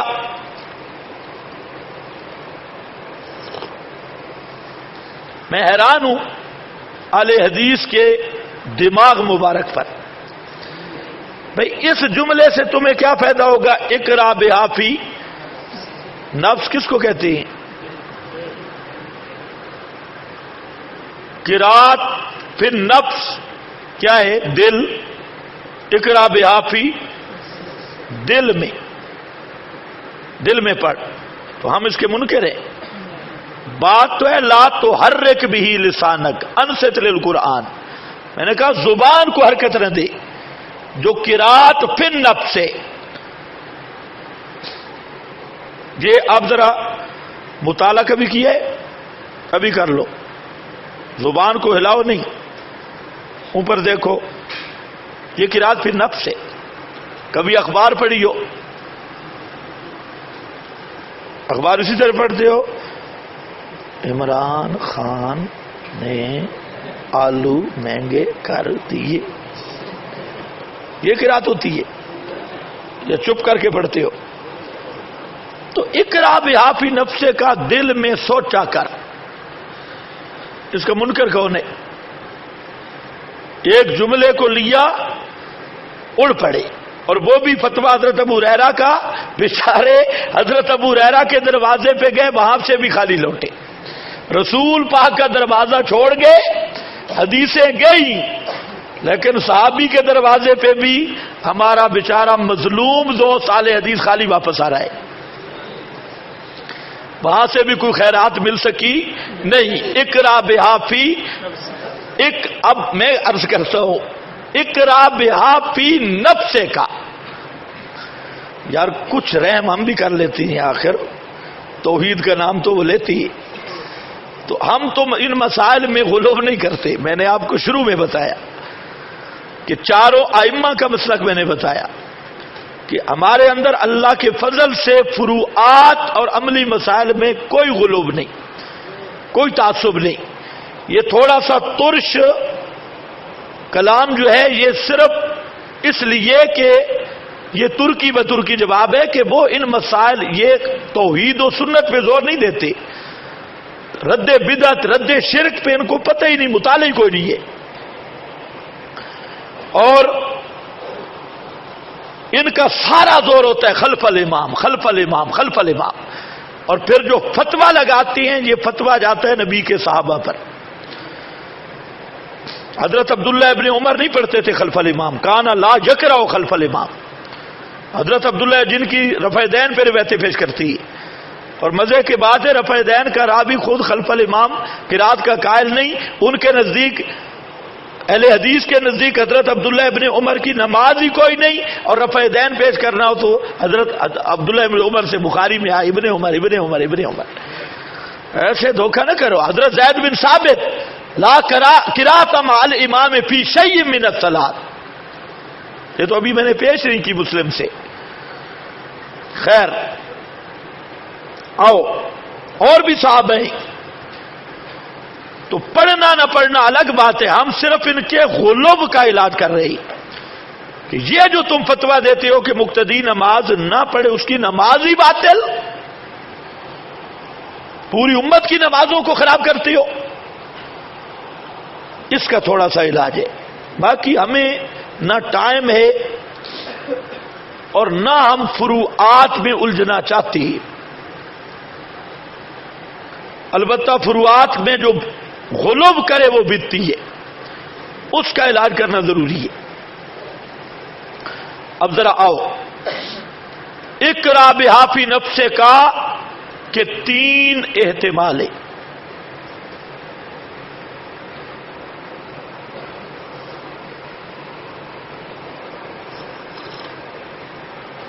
ایک بنتا نہیں، چلو اہل حدیث حضرات کی رعایت کے لیے میں بنا رہا ہوں، وہ بنتا نہیں. ویسے دو ہے.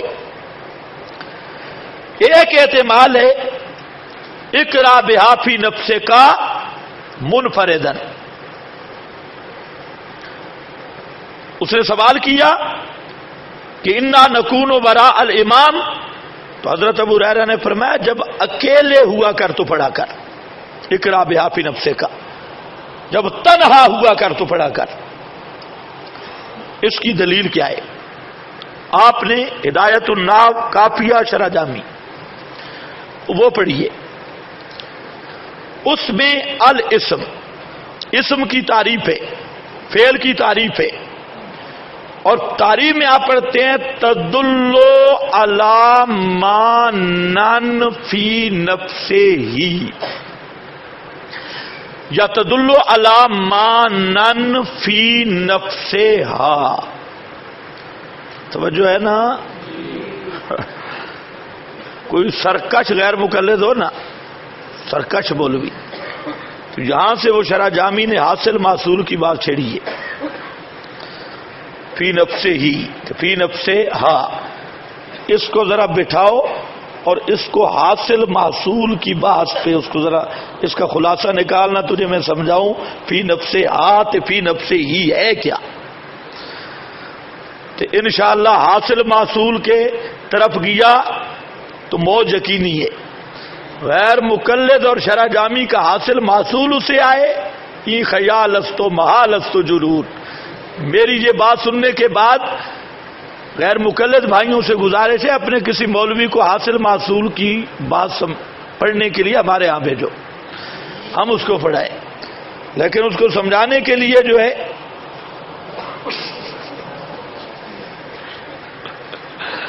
اچھا خیر، تدلو علی مانن فی، بولو تدلو علی مانن فی نفسہ ہی. اسم وہ کلمہ ہے جو اپنے معنی پر تنہا دلالت کرتا ہے. فعل وہ کلمہ ہے جو اپنے معنی پر تدلو علی مانن فی نفسہ ہی تنہا دلالت کرتا ہے. اور ہر وہ کلمہ ہے جو اپنے معنی پر تنہا دلالت نہیں کرتا، ساتھ اور کو بھی ملانا پڑتا ہے. تو فی نفس ہی کا معنی ہدایت الناب کافیہ میں لکھا ہے، لیکن مصیبت ہے کہ اہل حدیث پہلے سال بلوغ المرام پڑھتی ہے. مرام مرام، رام رام پہلے سال، دوسرے سال مشکات شریف، مشکات. اور ایک مجھے ملا، میں نے پوچھا کیا پڑھ رہا ہے؟ کہتے مشکوت پڑھ رہا ہوں. واہ بندے دا پترا،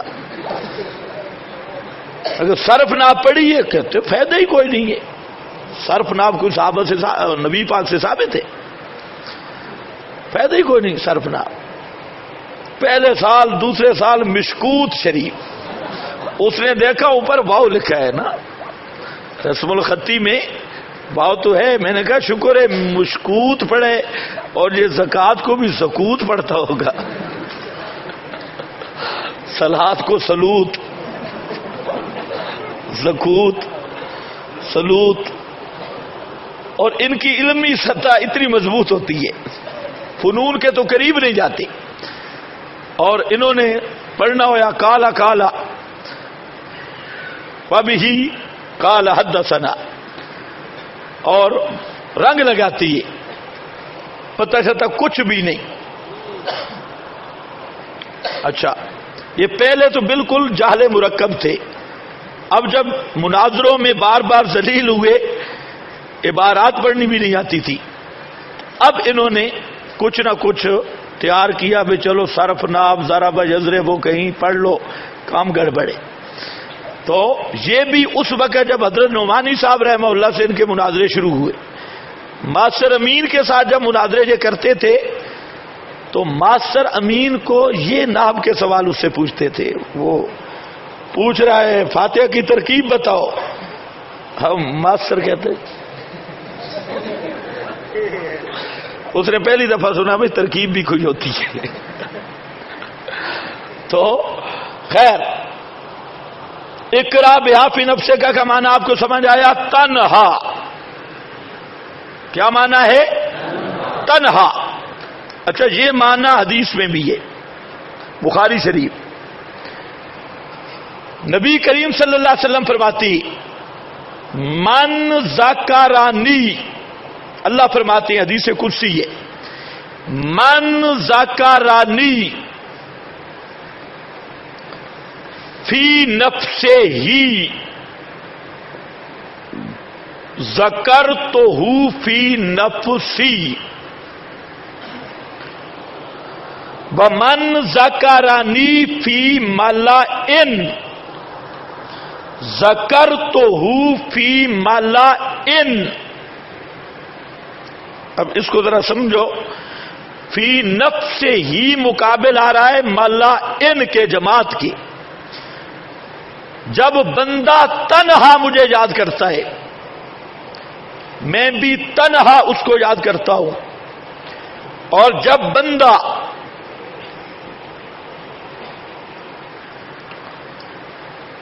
مجمع عام میں میرا ذکر کرتا ہے، جیسے توحید بیان کرنا، اللہ تعالی کی شان بیان کرنا، تو فرمایا ذکرتہ فی ملئن، اس بندہ کو میں بھی فرشتوں کی جماعت میں اس کا تذکرہ کرتا ہوں. تو فی نفس مقابل جماعت کے کیا معنی؟ منفردن. تو ایک معنی فی نفس ہی کا منفردن، دوسرا معنی فی نفس ہی کا مطالعہ، غور و فکر، سوچ بچار، فی نفس ہی کا لفظ بتا رہا ہے. ایک معنی چلو ان والا کر لیتی ہے، ایستا ایستا پڑھنا، اقرا بہا فی، ہولے ہولے پڑھ لی کر، ایستا ایستا پڑھ لی کر. یہ تو پھر بھی احتمال کتنے ہو گئے؟ کتنے احتمال ہو گئے؟ اذا جاء الاحتمال بطل الاستدلال. یہاں تین احتمال ہے. اگر اس طرح نہیں تو آؤ وہ جو نسائی کا میں نے حوالہ دیا تھا حضرت ابو ہریرہ کا، کہ حضرت ابو ہریرہ مرفوع حدیث بیان کرتی ہیں اذا قرأ الامام فانصت، تو اس مرفوع حدیث کے راوی ہے حضرت ابو ہریرہ. روایت ہے بالکل صحیح. معلوم ہو گیا کہ یہ جو غیر مقلد کہتے ہیں ایستا ایستا پڑھا کر، تیسرا احتمال یہ ہے توجیہ القائل بما لا یرضی بہ، یہ توجیہ القول بما لا یرضی بہ القائل، یہ ایسے قول کی طرح توجیہ. حضرت ابو ہریرہ تو پیغمبر کا فرمان بتا رہے ہیں سے تو، اور تم حضرت ابو ہریرہ کے ذمہ فتویٰ لگا رہے ہو کہ خود کہتے ہیں پڑھو جی پڑھو جی پڑھو. تو وہ حدیث بھی بتا رہی ہے کہ حضرت ابو ہریرہ کا یہ مقصد ہرگز نہیں تھا یا تنہا والا معنی یا قرات فی نفس غور و فکر. ہم بھی کہتے ہیں جب نماز میں کھڑے ہو تو دکانوں نہ سوچو اور ادھر ادھر نہ جاؤ، ہم کہتے ہیں کہ نماز فاتحہ میں غور کرو، الحمدللہ رب العالمین، اس میں پورا غور کے ساتھ کھڑے ہو. امام پڑھ رہا ہے، ایک ایک لفظ کو توجہ اور غور کے ساتھ سنو، اور وہ جو مطالعہ قرات فی نفس ہوگا وہ بالکل ٹھیک ہے، ہم کوئی منکر نہیں. تو حاصل یہ نکلا جو مرفوع حدیث تھی اس میں دعویٰ کے مطابق کوئی چیز نہیں نکلی، اور جو حضرت ابو ہریرہ کا فتویٰ پیش کیا اپنے مذہب سے بھی، اپنے اہل حدیث سے، اپنے اصول سے بھی غداری کی، قرآن و سنت سے حدیث سے چلے گئے ایک امتی کے قول کی طرف. اور وہ جو کہا کرتے ہیں لوگوں کو صحابی کا قول حجت نہیں، فلاں حجت نہیں، تو آج وہ صحابی کے دروازے پہ گئے لیکن اللہ کے فضل سے وہاں پر بھی بالکل خالی آئے. اقرا بہا فی نفسک کے تین احتمال، ایک احتمال کو حدیث کی وجہ سے ہم نے وہ رد کیا ہے، وہ دوسری حدیث خود مرفوع موجود ہے. دو احتمال وہاں پر بھی، تو صحابی کے فتویٰ پر بھی ان کا کوئی چیز ثابت ہو سکی نہیں. یہ مسلم شریف، بس مسلم سے مدعی کے دلائل ختم. اور مسلم میں کوئی چیز نہیں جہاں ٹانگ اڑانے کی کوشش کرتی، جبکہ ہمارے دلائل. اب میں اس بات کو تھوڑا اختتام کی طرف لاتا ہوں. جو رہ گئی کیونکہ اب اچھا ہو جائے گی انشاءاللہ. اب میں بن رہا ہوں مدعی، اور بحث کس پر ہے؟ مسلم پر.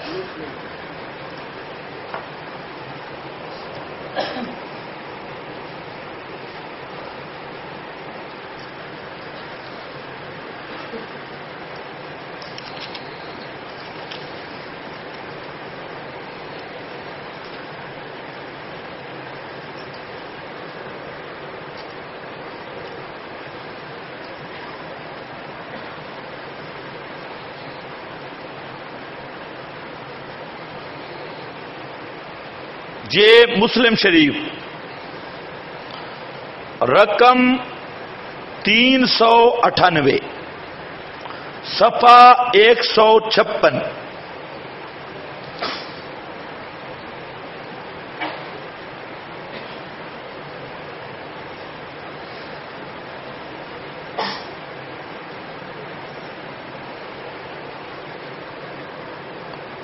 فرماتے ہیں راوی ہیں عمران ابن حسین،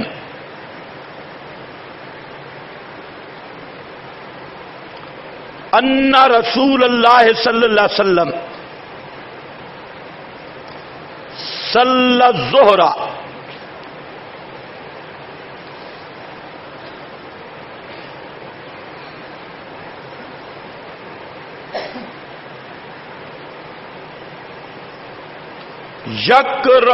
فجعل رجل يقرأ خلفه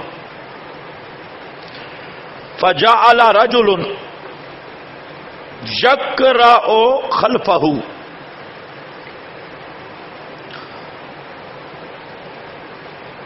نبی کریم صلی اللہ علیہ وسلم نے ظہر کی نماز پڑھائی. فجعل رجل یقرأ خلفہ،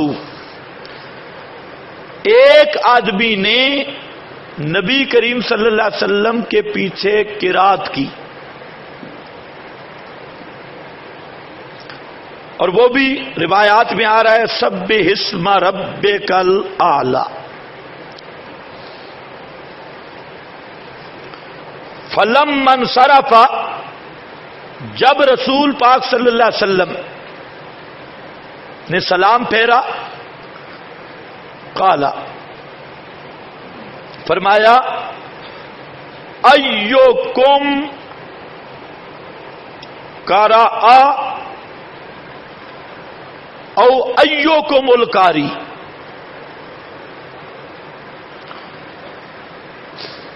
کس نے پڑھا یا قاری کون ہے؟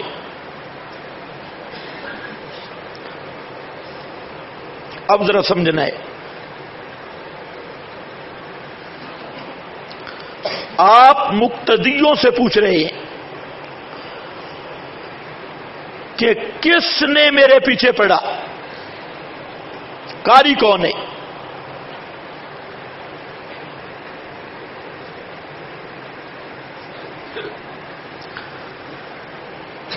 اگر صحابہ رسول پاک صلی اللہ علیہ وسلم کے پیچھے کوئی قرات کرتے ہوتے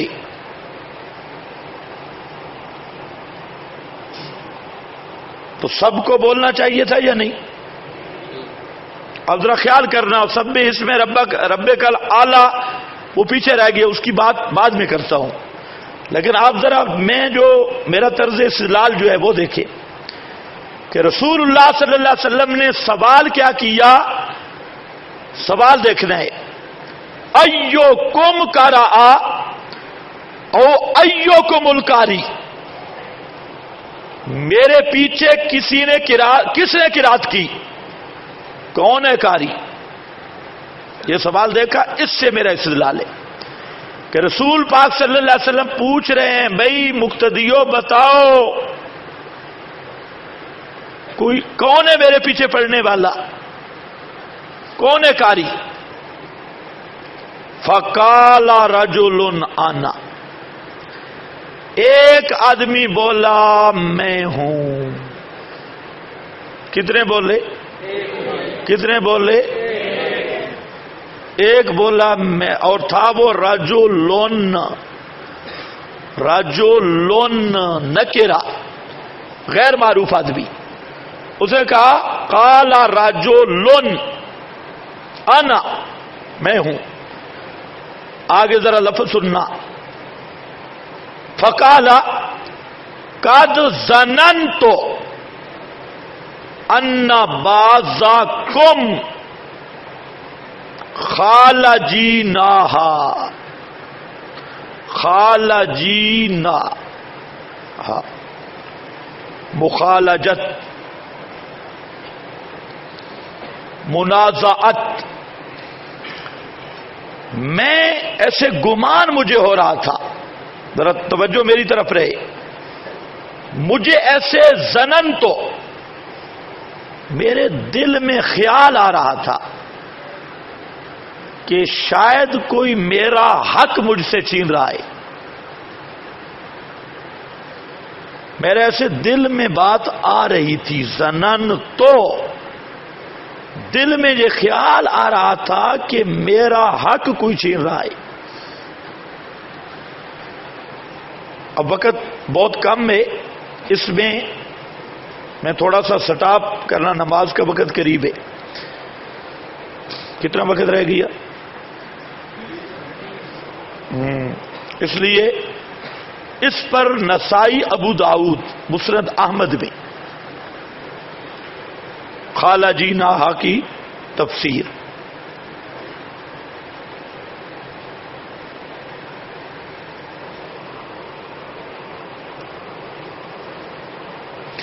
مال یا انازع القرآن میں موجود ہے، وہاں پر وہ مستقل حدیثیں آ رہی ہے۔ نسائی، ابو داؤد میں مخالجت کا معنی آپ کو بتانا چاہتا ہوں، وہ منازعت سے تعبیر کیا گیا، منازعت، مخالجت، منازعت سے تعبیر کیا گیا۔ وہاں پر بھی آپ نے ان سے بھی پوچھا ایوکم قرأ معی آنفا، کس نے میرے پیچھے قرات کی؟ وہاں مطلق بات ہے، وہاں سورت سب اسما کی بھی نہیں ہے، کس نے پڑھی؟ تو وہاں پر بھی قام رجل، ایک آدمی نے کہا کہ میں نے قرات کی۔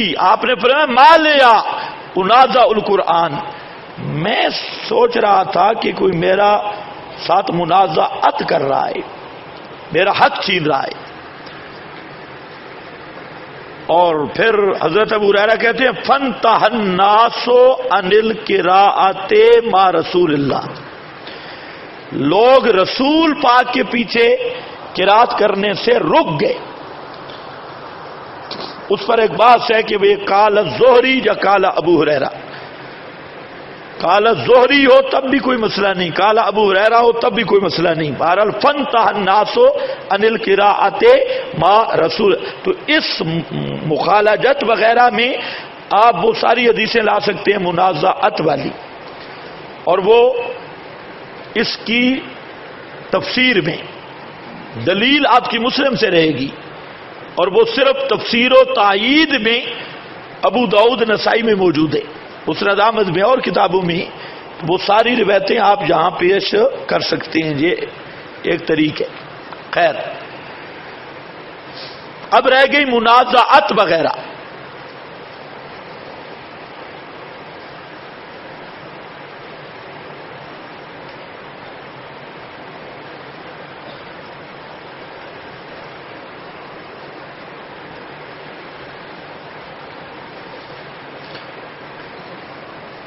تو منازعت سے پہلے ایک تھوڑی سی بات سمجھو۔ رسول پاک صلی اللہ علیہ وسلم نے فرمایا کہ وضو صحیح کیا کرو،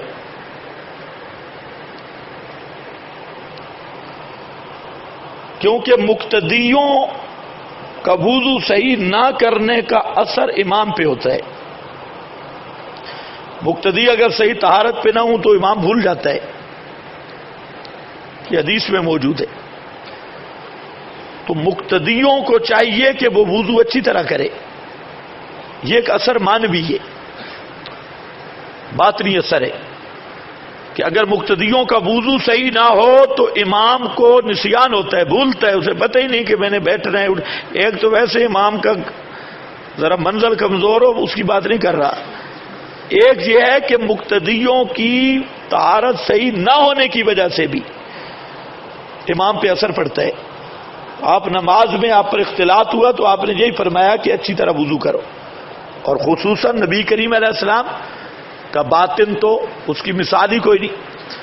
تو آپ پر ایک معنی یہ بھی، غیر مقلد کہتے ہیں وہ اونچا پڑ رہا تھا، ہم کہتے ہیں اونچا نہیں تھا.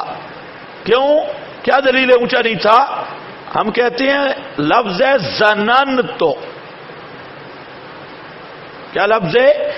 اگر یہ قرات بالجہر ہوتی تو زنن تو کا لفظ نہ ہوتا.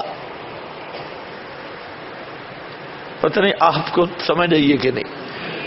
قرات بالجہر ہوتی تو زنن تو کا لفظ، یہ زنن تو کا لفظ بتا رہا ہے کہ اس نے پڑھا سرن تھا.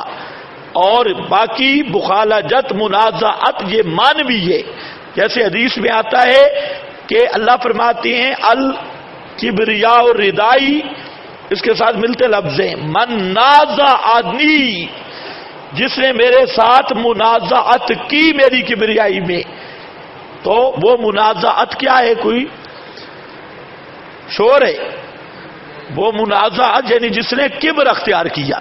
تو اسی طرح یہ منازعت بھی کیا ہے؟ منازعت باطنی کہ قرات امام کا وظیفہ ہے. حق الامام، اگر مقتدی قرات کرتا ہے تو یہ امام والا حق مقتدی چھین رہا ہے. کیوں؟ اب ذرا توجہ میری طرف. اسی منازعت پر حضرت جابر بن عبداللہ کی روایت مسند احمد ابن منی میں صحیح سند کے ساتھ موجود ہے. فتح القدیر نے بھی صحیح سند سے لایا، روح المعانی بھی لایا، جس میں آ رہا ہے من کان لہو امام فقرات الامام لہو قرا، جس کا امام ہو. اس روایت کی متعدد اسانید ہیں، لیکن یہ وہ جو میں سند پیش کر رہا ہوں یہ وہ ہے کہ جس کو غیر مقلدین کا امام علامہ محدث البانی وہ کہتا ہے کہ اس کی سند بالکل صحیح ہے حضرت جابر تک. تو جابر ارواء الغلیل میں تو امام کا پڑھنا مقتدی کی قرات ہے. جب امام کی قرات مقتدی کی ہے اور قرات وظیفۃ الامام ہے، امام کا وظیفہ ہے. اب اگر مقتدی قرات کرتا ہے تو امام کا حق چھین رہا ہے. اور یہی بات رسول پاک نے فرمائی کہ زنن تو میں سوچ رہا تھا کہ میرا کوئی حق چھین رہا ہے. یعنی یہ جو اثر تھا وہ باطنی اثر تھا. جیسے میں نے آپ کو وضو والی مثال دی کہ آپ پہ بوجھ محسوس ہوا کہ کوئی گڑبڑ کر رہا ہے. تو یہ حدیث بھی واضح دلیل ہے کہ امام کے پیچھے قرات کرنا یہ امام کا حق چھیننا ہے، اور یہ مقتدی کا وظیفہ نہیں ہے. قرات کس کا وظیفہ ہے؟ امام کا. آپ کو کوئی بات سمجھ بھی آ رہی ہے؟ نمبر 2، یہی مسلم شریف، اس میں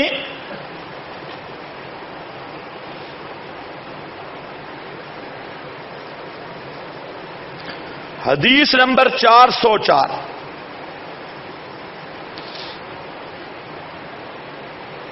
اب ذرا خیال کرنا، اہل حدیث بڑے پڑھتے ہیں سلو کما رأیتمونی. اب پتہ چلے گا سلو کما رأیتمونی.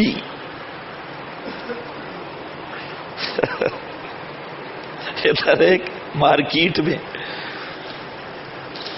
5:30 بجے نماز ہے، پھر تجھے پوری نہیں ہو سکے گی بات.